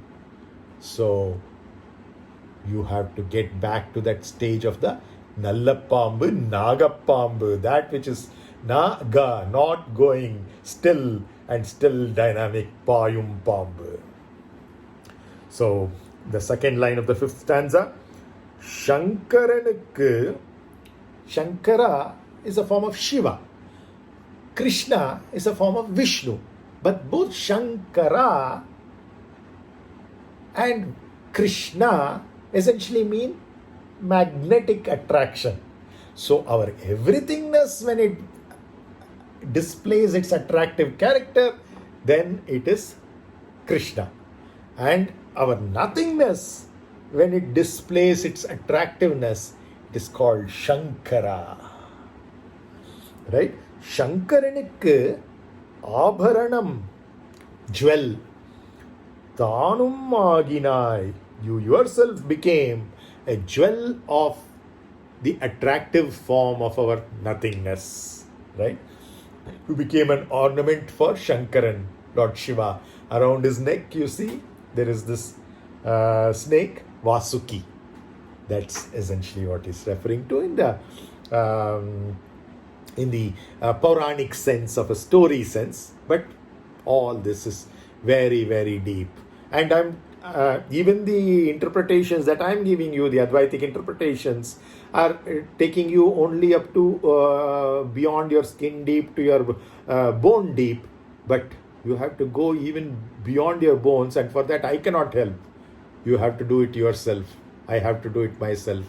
The only process is dhyana and samadhi, the last two limbs of Patanjali Ashtanga Yoga. And for that, of course, you should have done yama, niyama, asana, pranayama, pratyahara, dharana. Then you get on to dhyana and samadhi, and that can take you to the ultimate truth. And each of these so amazing. I don't even need to go through one song, one line, but one word of each song is enough for realization.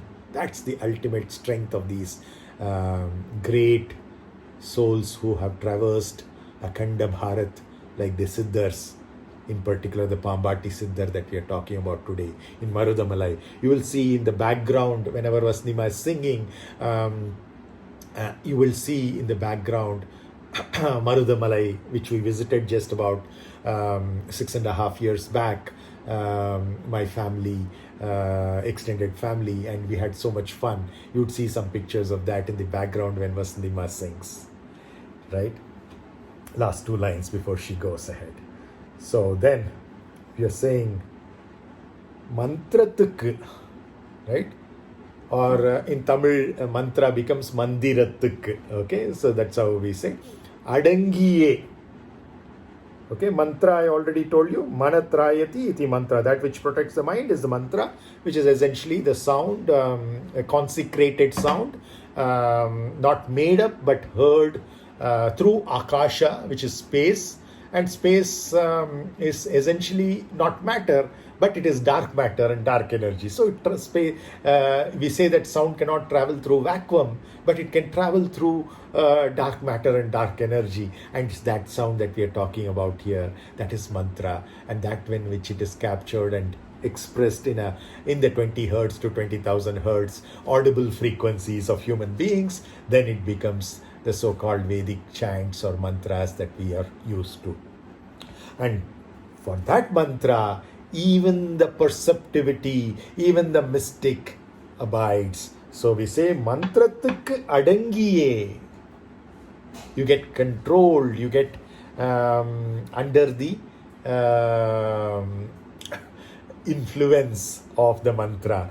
Mantratuk adangiye mandalam ittai.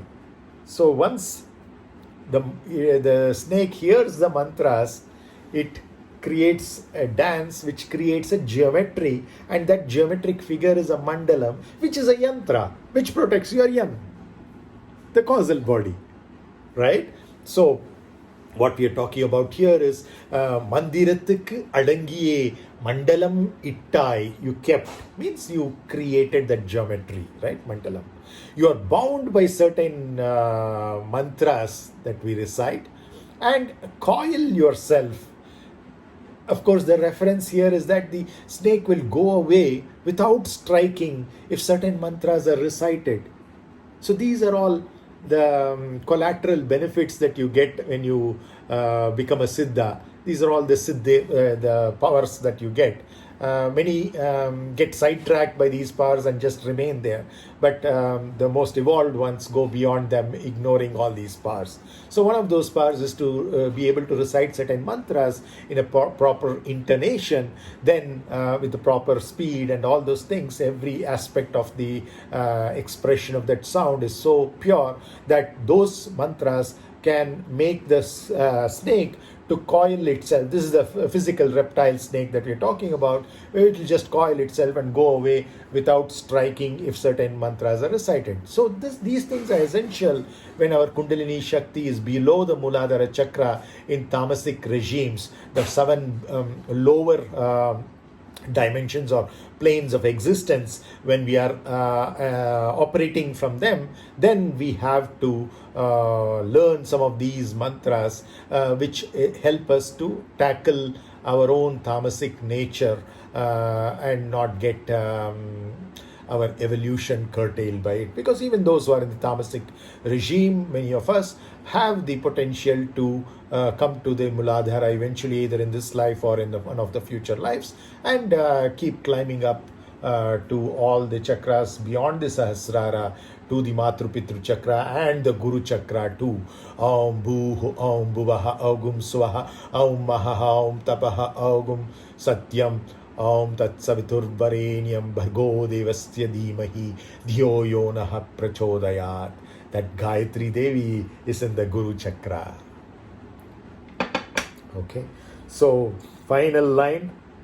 Valaindu valaindu nindradum pāmbē. Right? The previous line we looked at the reference to the snake going away without even striking if certain mantras are recited, and mandalam here refers to the coiling geometry of the snake, the body itself becoming a particular beautiful spiritual geometry, what we call in Tamil as surul. That's essentially what we're talking of as mandala mittai. And then finally we are going to be talking about valaindu valaindu nindradu pāmbē, dance with a gyrating motion. And that's essentially what we are definitely going to do when Vasanthi-mā sings this song for us. Vasanthi-mā Swami Sharanam, pāmb-āṭṭi siddhare Sharanam. Rahur bahubalam karotu vipulam ketuhu kulasyo unatim Nagarajaya namah Nagaraniye namah Ida Pingala Sushumna Nadiye namah Kundalini Shakti namah Rahu Ketuve namo namah namo namah Om Adidevata Pratyadidevata Sahitaya Rahave namah Om Adidevata Pratyadidevata Sahitebhyah Ketubhyo namah. Jai Shri Krishna, Jai Shri Krishna, Jai Jai Jai Shri Krishna. Om Namah Shivaya, Om Namah Parvati Pataye, Har Har Mahadev. Please go ahead, Vasanthi-mā.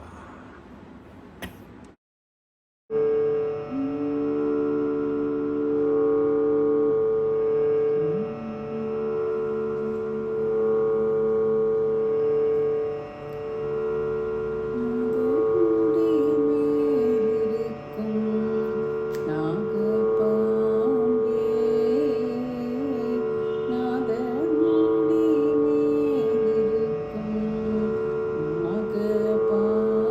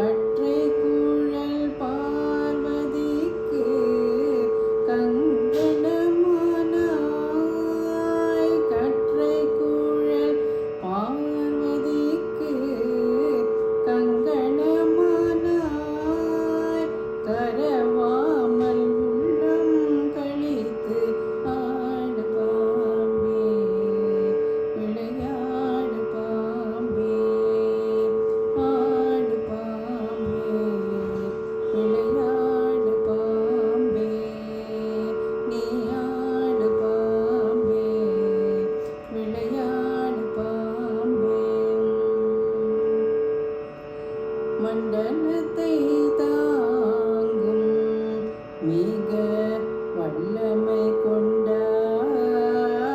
மண்டலத்தை தாங்கும் மிக வல்லமை கொண்டாய். மாயனுக்கு படுக்கைக்கு வண்ண பாயுமானாய். மாயனுக்கு படுக்கைக்கு வண்ண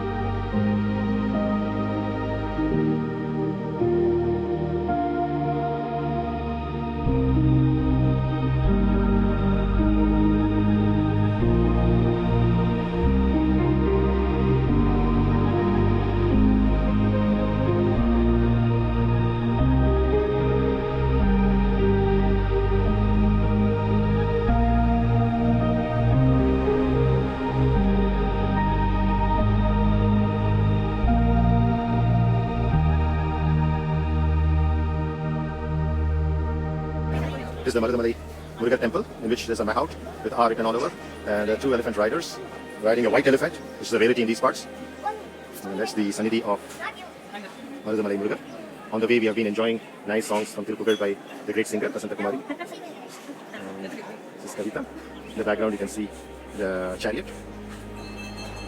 And those are the beautiful hills, a lot of greenery. And during the season, sometimes there are blue flowers, because of which it looks like a peacock, the vehicle of Muruga. And this is the Gopuram. We are seeing it from the western side in the morning, so that's why it's so dark. There's the rest of the mountains. And then the temple. And Kushi is now the French rider. And on pillion is Atmika, riding the white elephant. Awesome.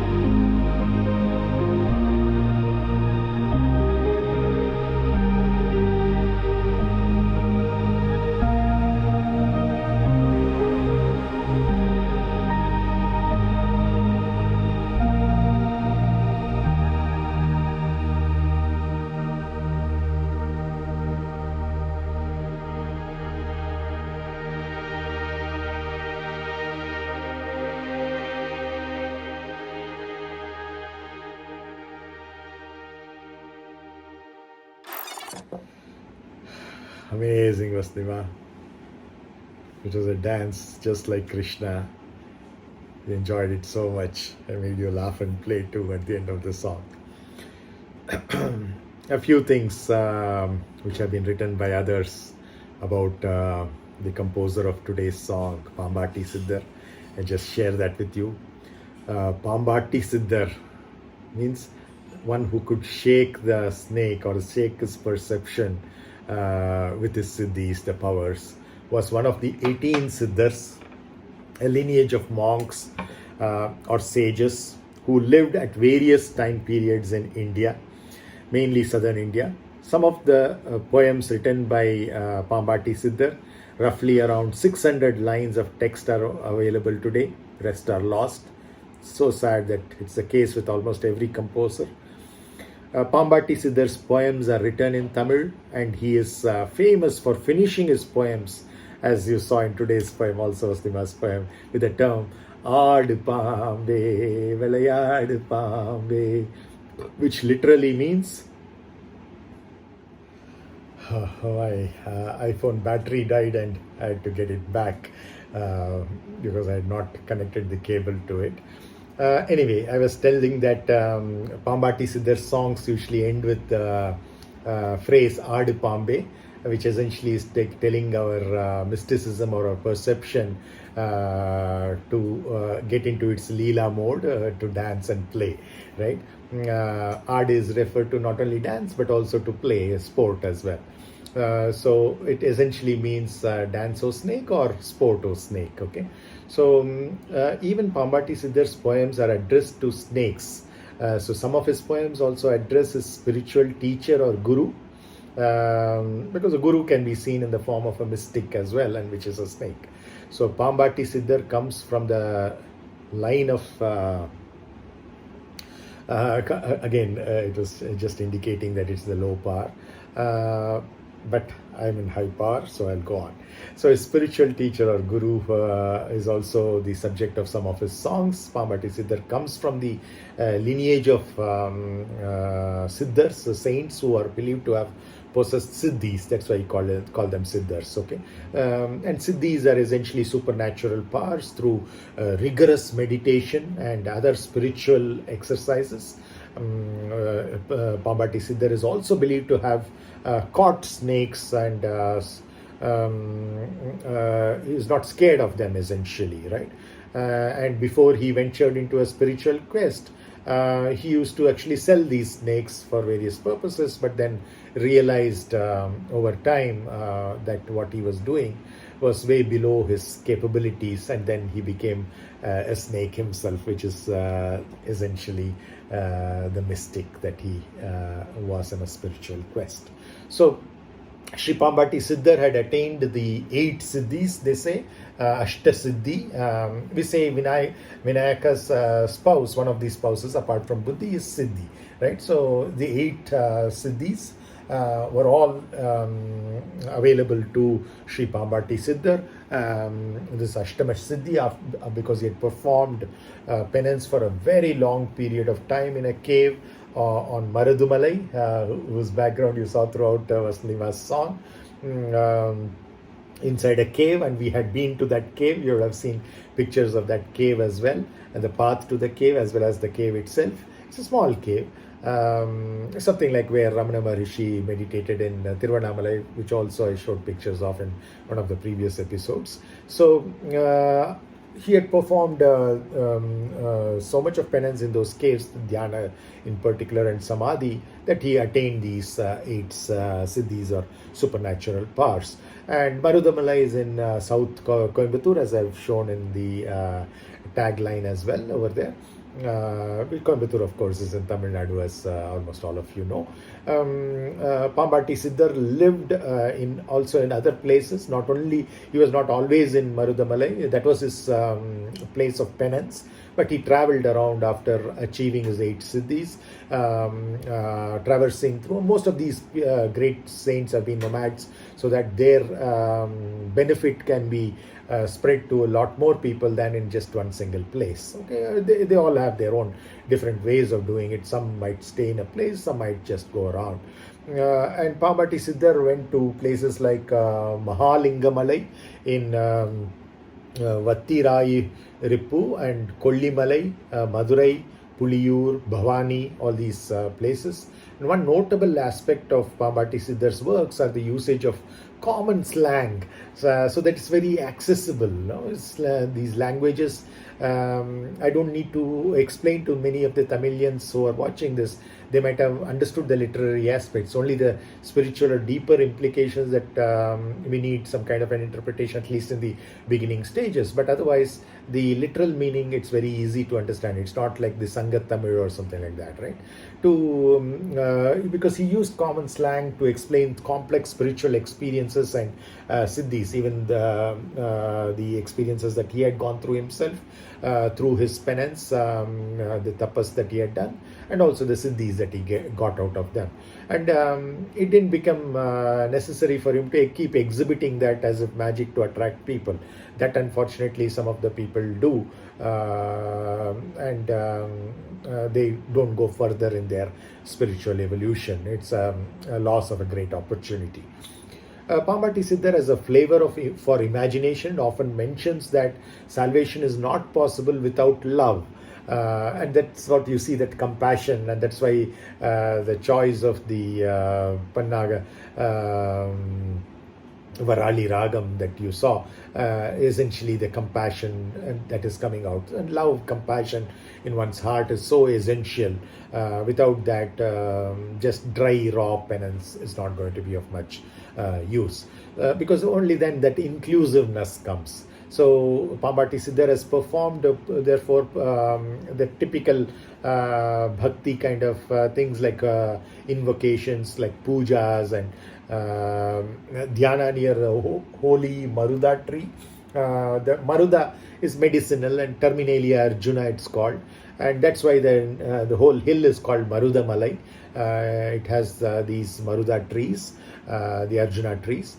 By playing to, and I talked about Arjuna and its meaning also in just a couple of weeks back in one of the episodes. You can go and take a look at that in more detail.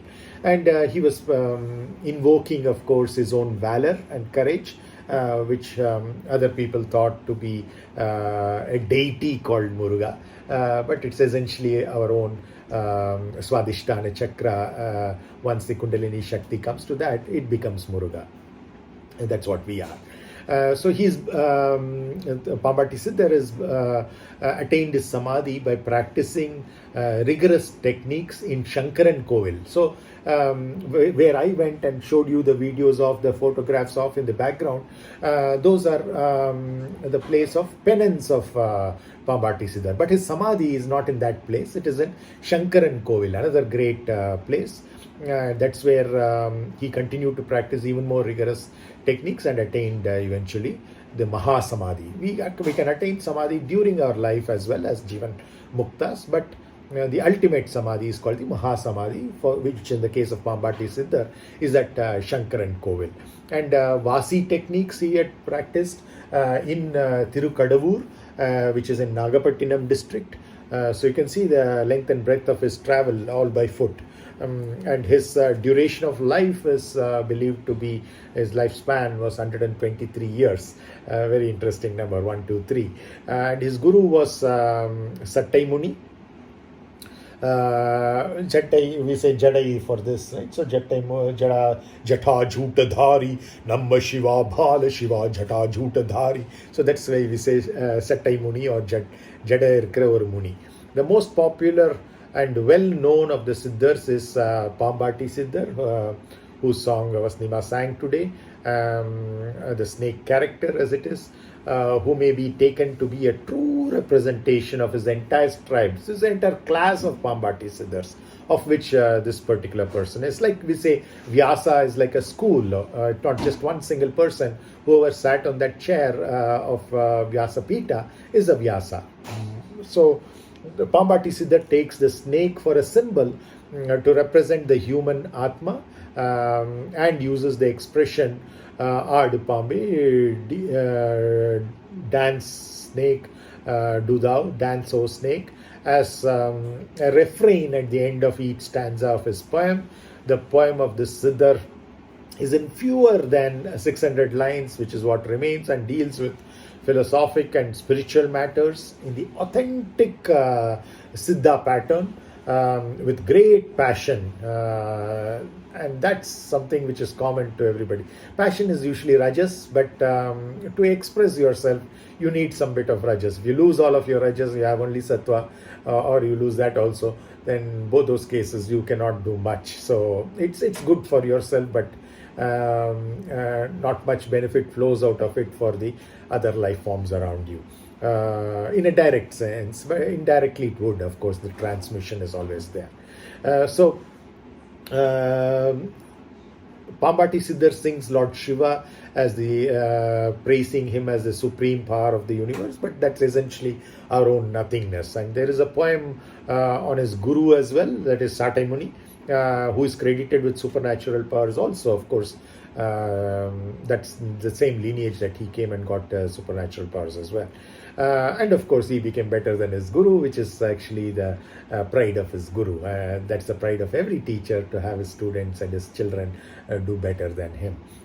Just like Vyasa's son Shukamuni was better than Vyasa. So he then boasts of the similar powers of his tribe in a mood of fantastic self-adulation, about pāmb-āṭṭi siddhars, where his imagination runs riot. But that imagination is not the imagination of the future, but the actual poetic expression of what really is here and now. That's essentially what you're talking about. He sings, and he says about his own tribe of pāmb-āṭṭi siddhars that we can make men, women, we can destroy men and women, we can create them in whatever forms that we want, whenever we want, whatever age that we want. This great universe also can be destroyed by us.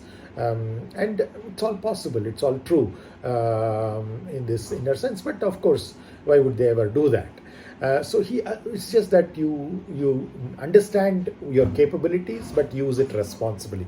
With great power comes great responsibility is, I think, Spider-Man's dialogue, right? One of the movies. So he asserts that they have power equal to that of God. All these siddhars, especially the pāmb-āṭṭi siddhars, have power equal to that of the so-called God that we have created. Obviously, we could have the same powers as well, and can control even the panchabhutas, the 5 elements of earth, which is solid, water, which is liquid, fire, which is energy, air, which is gas, and space, which is ether. And pāmb-āṭṭi siddhar, I was talking about his siddhis, and that made the iPhone so hot that the temperature went beyond the operating temperatures. There's an iPhone 12 Pro Max and still it could not sustain it. That's the power of this pāmb-āṭṭi siddhar. And so now I am recording the rest of the video with my iPad Pro 2020. Let's see how this goes. The 2021 was released, was announced a day before yesterday, or rather Tuesday night. Oh my God, that's mouth-watering. Let's see. So the Ashtama Siddhis that I was talking about, which is what the 8 kinds of devices or supernatural powers, those who have achieved it include the pāmb-āṭṭi siddhar, and they include anima, which is the power of becoming the size of an atom and entering the smallest beings. Mahima is the power of becoming mighty and coexisting with the entire universe, coextensive with the entire universe. And then there is Lagima, which is the capacity to be quite light, though big in size, okay, which is almost like tending towards zero density asymptotically. And Garima is the capacity to weigh heavy, become infinitely dense, though seemingly small in size. That's what density means, right? And then Prapti, which is the capacity to enter all the worlds from Brahmaloka to the nether world. And then Prakshyam, which essentially means the power of disembodying and entering into somebody else's body. Goodu vittu Goodu Payirde that I talked about very recently in Vasanthi-mā's channel itself. What is considered as metempsychosis, and going to the other realms, what people call as normally as heavens, etc., and enjoying what everyone aspires for, simply from where the person stays. They don't need to physically go anywhere. Just by being at that place, they can travel both in space and time, and relish whatever is necessary to be relished and accomplish whatever is necessary to be accomplished. Then Isitvam, which is essentially to the creative power that is of the creator, because that's what is our Vishuddhi at which we operate, and control over the all the planetary bodies and stars like the sun, etc., and the Panchabhutas, of course. And then Vashitvam, which is essentially the power of control over all the rulers, be they kings or demigods or whatever. So whether any human being ever had or can have these powers is of course something people debate, but those who have had are the true proofs of the pudding. So if you want to explore that or make a comment on that, whether it is true or false, obviously you have to have experienced that. That's the only, because these are subjective truths, not objectively verifiable. So, though of course the witnesses might say various things, and which might also be true, the others have the option whether to trust that or not. So it's up to us, but definitely infinite capacity is what we are made out of. Whether we unleash it or not is up to us. Pāmb-āṭṭi siddhar busts out in various fashions, that like Prahima, they can create new worlds, make them as servants, and live in a status of equality with the so-called Shiva Tattva, and make him play with them, etc. Then there is usual tiredness against this life and its short-lived sensual pleasures. The value of renunciation and salvation is also dealt with in some of Pāmb-āṭṭi siddhar's poems. And he ridicules idol worship, because unless you have done the prana pratishtha and you recognize that prana, then it doesn't mean much, at least for the siddhas. And even the scriptures, unless you understand their inner meaning and can resonate with it. Resonance is basically having the same natural frequency as whatever is the input frequency, and that's what you have to resonate with, the Vedas, the Agamas, and other scriptures. Otherwise, they're not going to do much for you. So he of course denounces all the caste differences, because these were essentially a useful division of labor, which deteriorated and took on nasty shapes over time. So obviously, like many other social reformers, he denounced them as well, not with the intention of any social reforms, but with the intention of just sharing the truth as he perceived it, because he perceives things as they are. That's why he's a Pāmb-āṭṭi siddhar, not any other ordinary kind of siddhar. So he has also several stanzas on the mystic knowledge. Obviously, that's what pāmb is all about, and yoga as well. Patanjali is represented as having a snake body as well. You see, the lower body is a snake, just like in the case of Rahu. But Patanjali is very different from the nature of Rahu. So, as a poet, Pāmb-āṭṭi siddhar is not somebody who can be criticized at all, because even in the literary sense, it's not only the mystical depth of it, but even the lyricism that you could see in today's song also, when Vasanthi-mā was singing it, not when I was. He has a facility of expression and an imaginative flavor of thought, of not into the future, but of expressing things in a poetic manner. And he holds that those who have no feeling of love in their hearts can never attain salvation or spiritual enlightenment. His vision of God, in the truest sense of the word, not in the way the Western religions understand it, is pictured in a fine stanza. The poet uses entirely the common speech of the people, slangs as I mentioned earlier, and has produced powerful effect because of that, because of the reach and the accessibility to the common people. And each one of these stanzas of his work ends in the word pāmbē, and probably that may be the cause of his name also, that Pāmb-āṭṭi siddhar. It could be the mudra or the pen name. He seems to belong to Marudamalai in Kongunad, which is the original name of Coimbatore region, as I already said, and it's given in the in some of the literature that he got instructions from Shatai Muni, as I already mentioned, his guru. As per the lines, Padirar Shankaran Kovil Pāmb-āṭṭi, found in the old stanza, which is given as source so far, his place of samadhi has to be taken as Shankaran Kovil in Tirunelveli district of Tamil Nadu, as I already mentioned. And then there are also other literature about Pāmb-āṭṭi siddhar. The scripts are taken from chapter 18, pages 364 and 365 of a book titled 18 Siddhars in History of Siddha Medicine by Mr. N. Kandaswamy Pillai, who is a former member of the Siddha Science Development Committee and published by the government of Tamil Nadu itself in 1979, that is about 42 years back. A precise history of Sri pāmb-āṭṭi Siddhar's Samadhi at Shankaran Kovil. The nobility and sublimity of the cobra or Naga pāmb, which symbolically represents the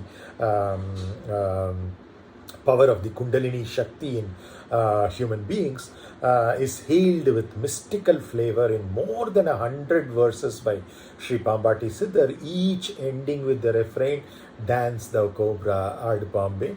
He is the last among the noted 18 Siddhars and belongs to the Korei family.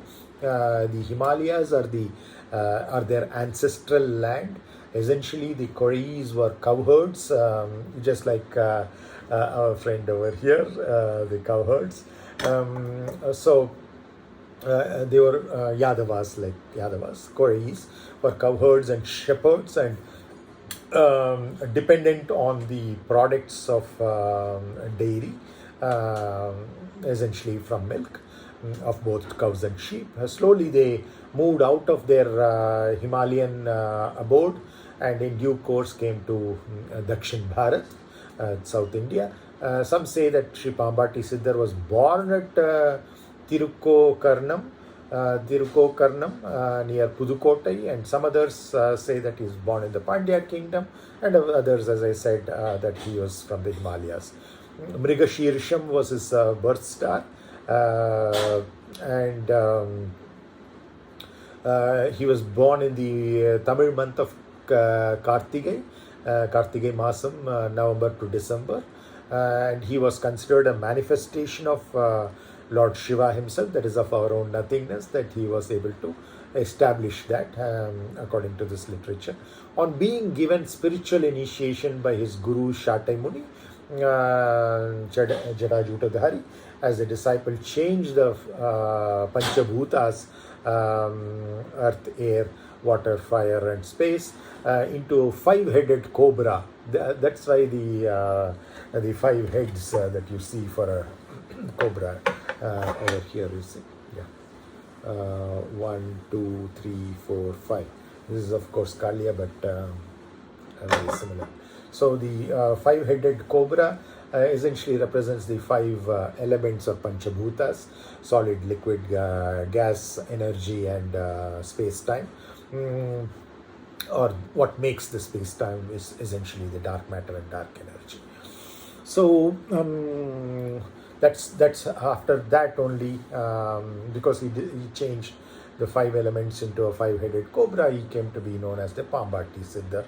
And there are a few who say that pāmb-āṭṭi Siddhar got this name because he lent symbolically in his verses the image of a cobra to the Kundalini power. Until then, the Kundalini was just thought of as a power, not represented by a snake.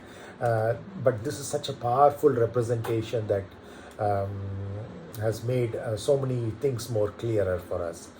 Sri pāmb-āṭṭi Siddhar attained the 8 supernatural powers called the Ashtama Siddhi, as I already told you, after performing penance for a very long time in a cave in Marudamalai near Coimbatore in Tamil Nadu.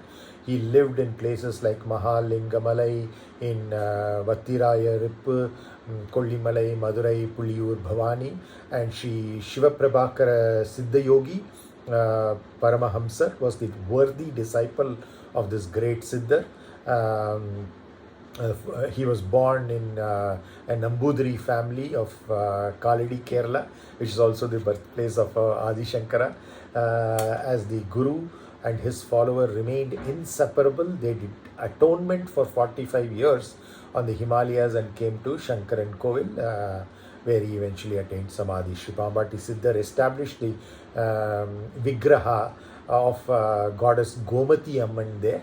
Later at the southwest corner, about a furlong behind the temple, amidst punnai trees, now door number 15 at Puliyankudi Road, Sri pāmb-āṭṭi Siddhar got established in the state of Nirvikalpa Samadhi, kalpa, vikalpa, nirvikalpa, also known as Jiva Samadhi, Mahasamadhi, at the sacred hands of his own disciple.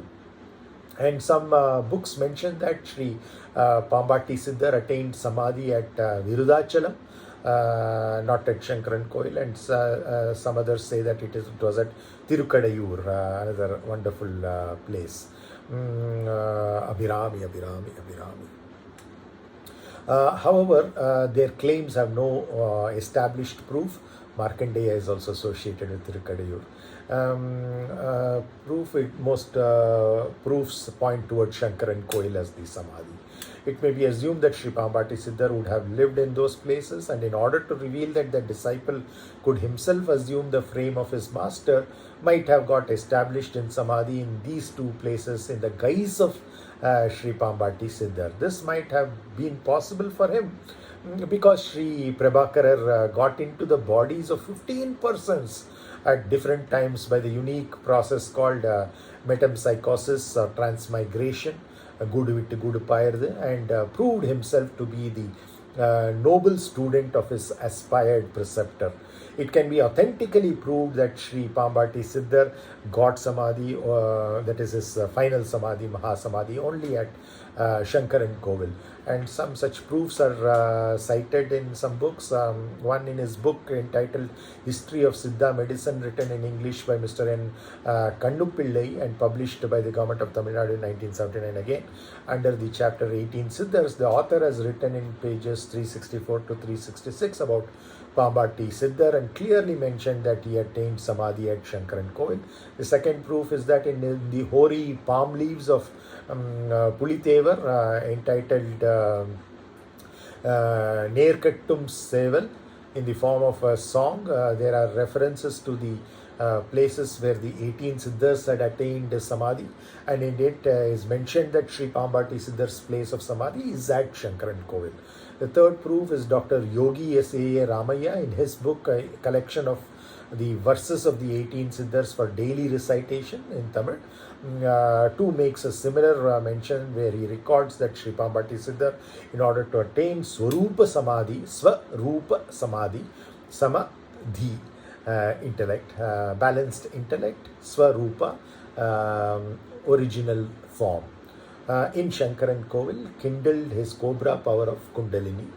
And fourth proof is that the Gayatri mantra of Sri pāmb-āṭṭi Siddhar is Aum Shankara Nalaya Pativarsitaraya Vichitra Rupaya Pāmb-āṭṭi Siddharaya Namaha. This also makes an identical proclamation.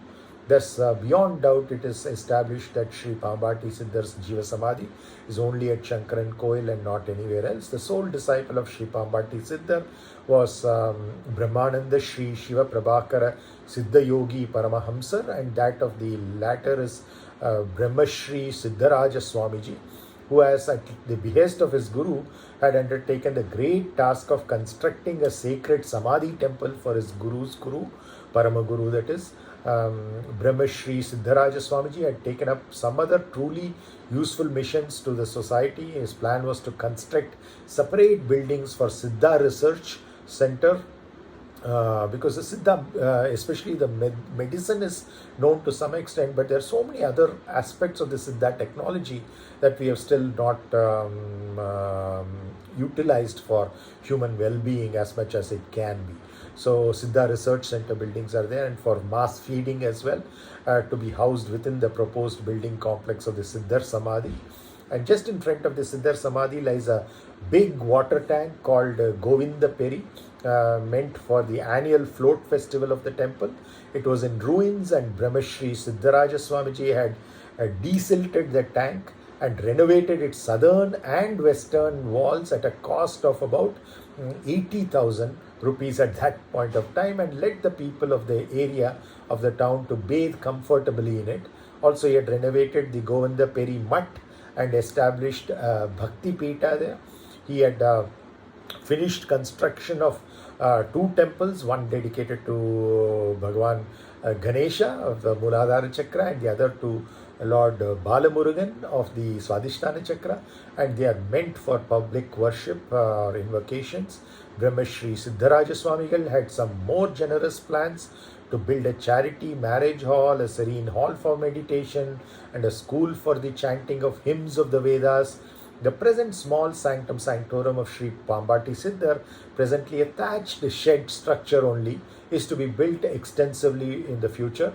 The proverb says, only one caste and one Lord.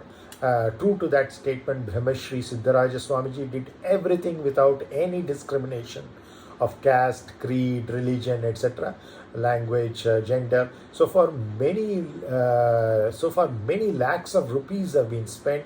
The aforesaid construction work was estimated to have costed nearly 40 lakh Indian rupees at that point of time. Of course, the public voluntarily came forward and donated liberally for this inimitable spiritual cause. Every sincere devotee is called upon to pay his or her mite by sending an amount equal to at least a day's salary to the Samadhi Peetham to encourage these kinds of activities, as well as the fact that the siddhā research can go on and benefit the entire humanity. The eminence of Sri pāmb-āṭṭi Siddhar Samadhi, some special features of this Samadhi are mentioned in this book, where it says that it's a historically recorded evidence that in order to cure Pulithevar, a daring patriot of his excruciating stomach pain, the then pontiff of Tiruvadurai used the anthill soil on the Samadhi of Sri pāmb-āṭṭi Siddhar. It readily reveals the curative efficacy of the Samadhi soil, and daily devotees who throng to the shrine take the soil to their homes as prasadam. How powerful the Samadhi of Sri Shirdi Sai Baba is in Shirdi, something similar to that. The Tulsi tank water in the temple at Shankaran Kovil of pāmb-āṭṭi Siddhar Samadhi cures many diseases. Just like the mud from the Samadhi, the Tulsi tank water also has curative properties and protects devotees from many diseases, even prevention. Prevention is better than cure.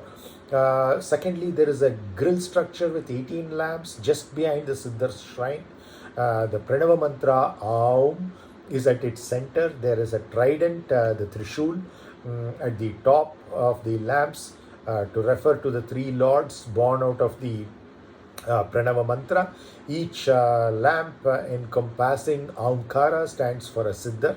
So therefore the 18 Siddhars. The prayers of those devotees, essentially the invocations, keep a small cloth packet containing sesame seeds, very, very potent, which is what we use the til seeds for the tarpanams as well, both white and black. In each of these cup-like lamps filled with gingerly oil, light them and pray sincerely are heard and fulfilled at once according to the devotees. This is what devotees who gather at the shrine in multitudes often assert. Brahmashri Siddharaja Swamiji himself once directed some of his devotees to observe this rite in order to rid them of the adverse effects of Sevvai or Mars in the 7th house, what is called as the Sevvai-dōśam. And the hostile influences of Rahu, Ketu and Śani as they see it.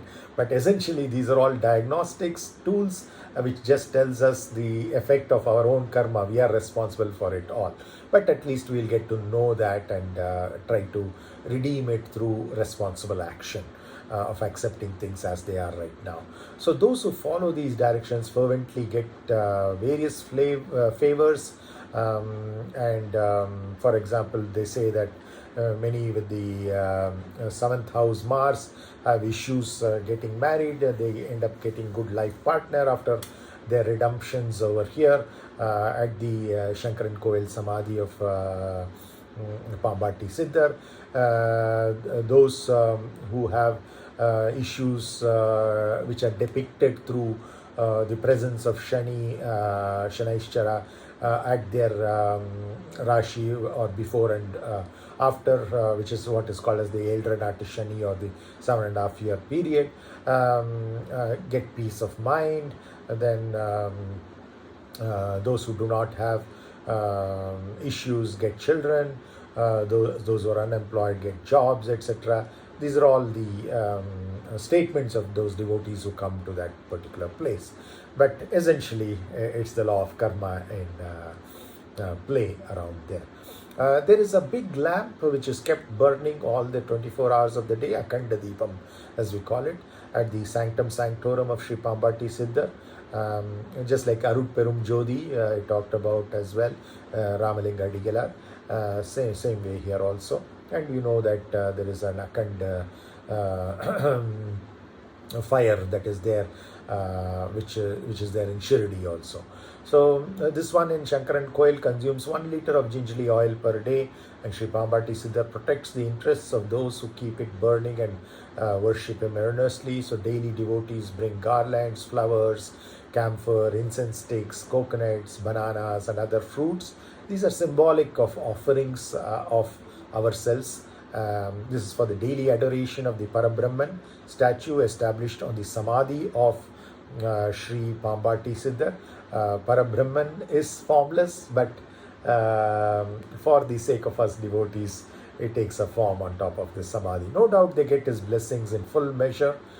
Fourthly, this is an exquisitely carved four-sided vigraha that has been done prana pratishta for. At the top, it is a 14-headed cobra, referring to the 14 planes of existence, 7 below in the Patala Loka and the 7 above from the Muladhara to the Sahasrara. So at the top it is a 14-headed cobra spreading its hoods with figures of Lord Vishnu on the east, Lord Shiva and splendid goddess Gomati on the south, Lord Muruga on the west and Lord Ganesha on the north. This signifies that the 14-headed cobra, Sri Pāmb-āṭṭi Siddhar, contains the 3 lords in himself, like Dattatreya. This also implies that he is Parabrahman himself, and we all are. Just that he recognized, we didn't recognize yet. We will. All of us have to. No choice. So this Siddhar temple is popularly known by the epithet Samadhi of the munificent philanthropist, for the obvious reason that large-scale mass feeding was frequently conducted here by Sri Siddharaja Swamiji. Currently, the mass feedings are organized by the trust over there, true to the epithet on the days of Adi Tapas in the month of July, August. A very extensive mass feeding is performed every year.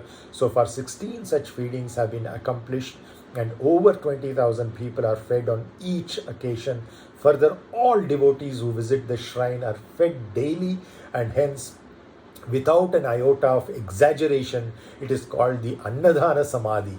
Everyone is invited to go in large numbers to this famous shrine of Sri Pāmb-āṭṭi Siddhar at Shankaran Kovil, get his blessings and have a foretaste of the celestial bliss that you and I can also achieve through this Siddha path. So with this, I conclude in explanation to some other students and also to one of the readers of Khatam in response to the previous episode. I need to say that what we celebrated last week, Ramanavami, is essentially renewing ourselves the way we really are rather than what we have assumed ourselves to be.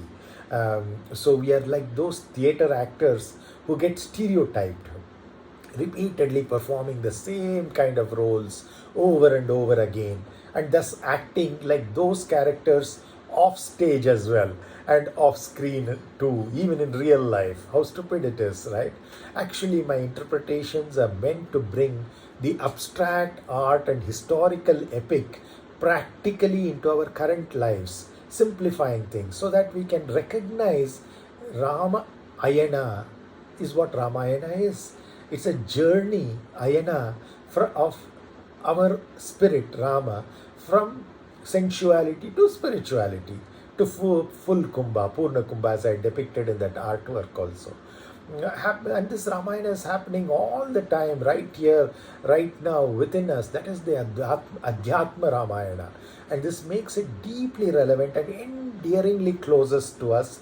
Every episode that you see in this channel is so symbolically and symbiotically described by the world's foremost poet and great seer Valmiki in the Ramayana. That's what we are doing here in each episode of Vasanthi-mā. That it's mind-boggling. All we need to do is to merely superpose various aspects of ourselves with the names of the characters: Lakshmana, Bharata, Shatrugna, Dasharatha, Kaushalya, Sumitra, Kaikeyi. Sumitra being our friendly nature, Kaushalya being our welfare, and so on and so forth. I explained all the others in the previous episode itself. So the names of these characters in the drama unfolds itself so beautifully and effortlessly in our lives. Just give it a shot and see how addictive it is. Don't take it for my value of my word. Attempt it, experiment it. That's the right scientist-like way of doing things. And then see for yourself how it enhances the quality of our day-to-day lives. Truly immeasurable. And they say only that which can be measured is science, but this is beyond measurement, and that's why it's the ultimate science. So even the otherwise difficult to explain episodes such as Rama abandoning Sita, one of my cousins asked me about this. She used the word Rama ditching Sita, but I'm making it a little more politically correct: abandoning or giving up.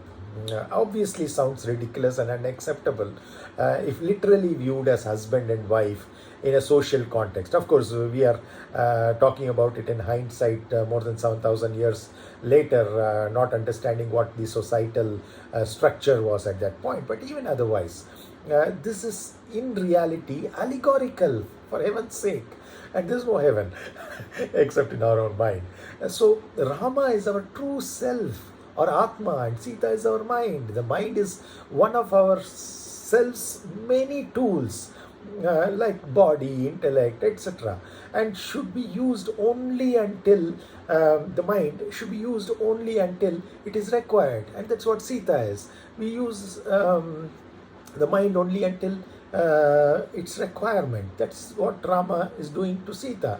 It's not a person doing to another person. It is the real self, or Atma, doing to the mind. So we don't need to keep carrying our tools all the time. It's like so protective about our tools that we don't even want to keep it on the floor. We just want to keep carrying it all the time. That's so stupid, right? It's just draining out our energy. Else, these tools themselves become burdensome obstacles in our further growth. What was supposed to be for utility becomes a burden, an obstacle. We can't grow further. And so the mind, which has no existence of its own, is an imaginary entity. That is what Sita is, conjured up to assist us in our evolution. A state of no thoughts is essentially no mind. So once its purpose has been fulfilled, the mind has to be dropped, because it is the final step required for all of us, the soul, the only real and lasting existence, to be liberated. We have to drop all these tools: the body, mind, intellect. It's akin to dropping our bodies during death, or our clothes once they are dirty or worn out. We have to change them, right? We can't be so possessive about it. Same thing can't be possessive about the mind or Sita, for that matter. For that matter, even our daily meditation is supposed to be a thoughtless state. Essentially what others may thoughtlessly describe as Ram ditching Sita. No, it is recognizing that we are not the mind, and therefore dropping it, and recognizing the nature of our Ram, Atma, Brahman.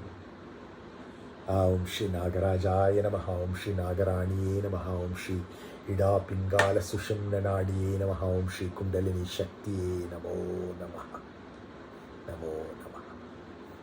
See you in the next episode.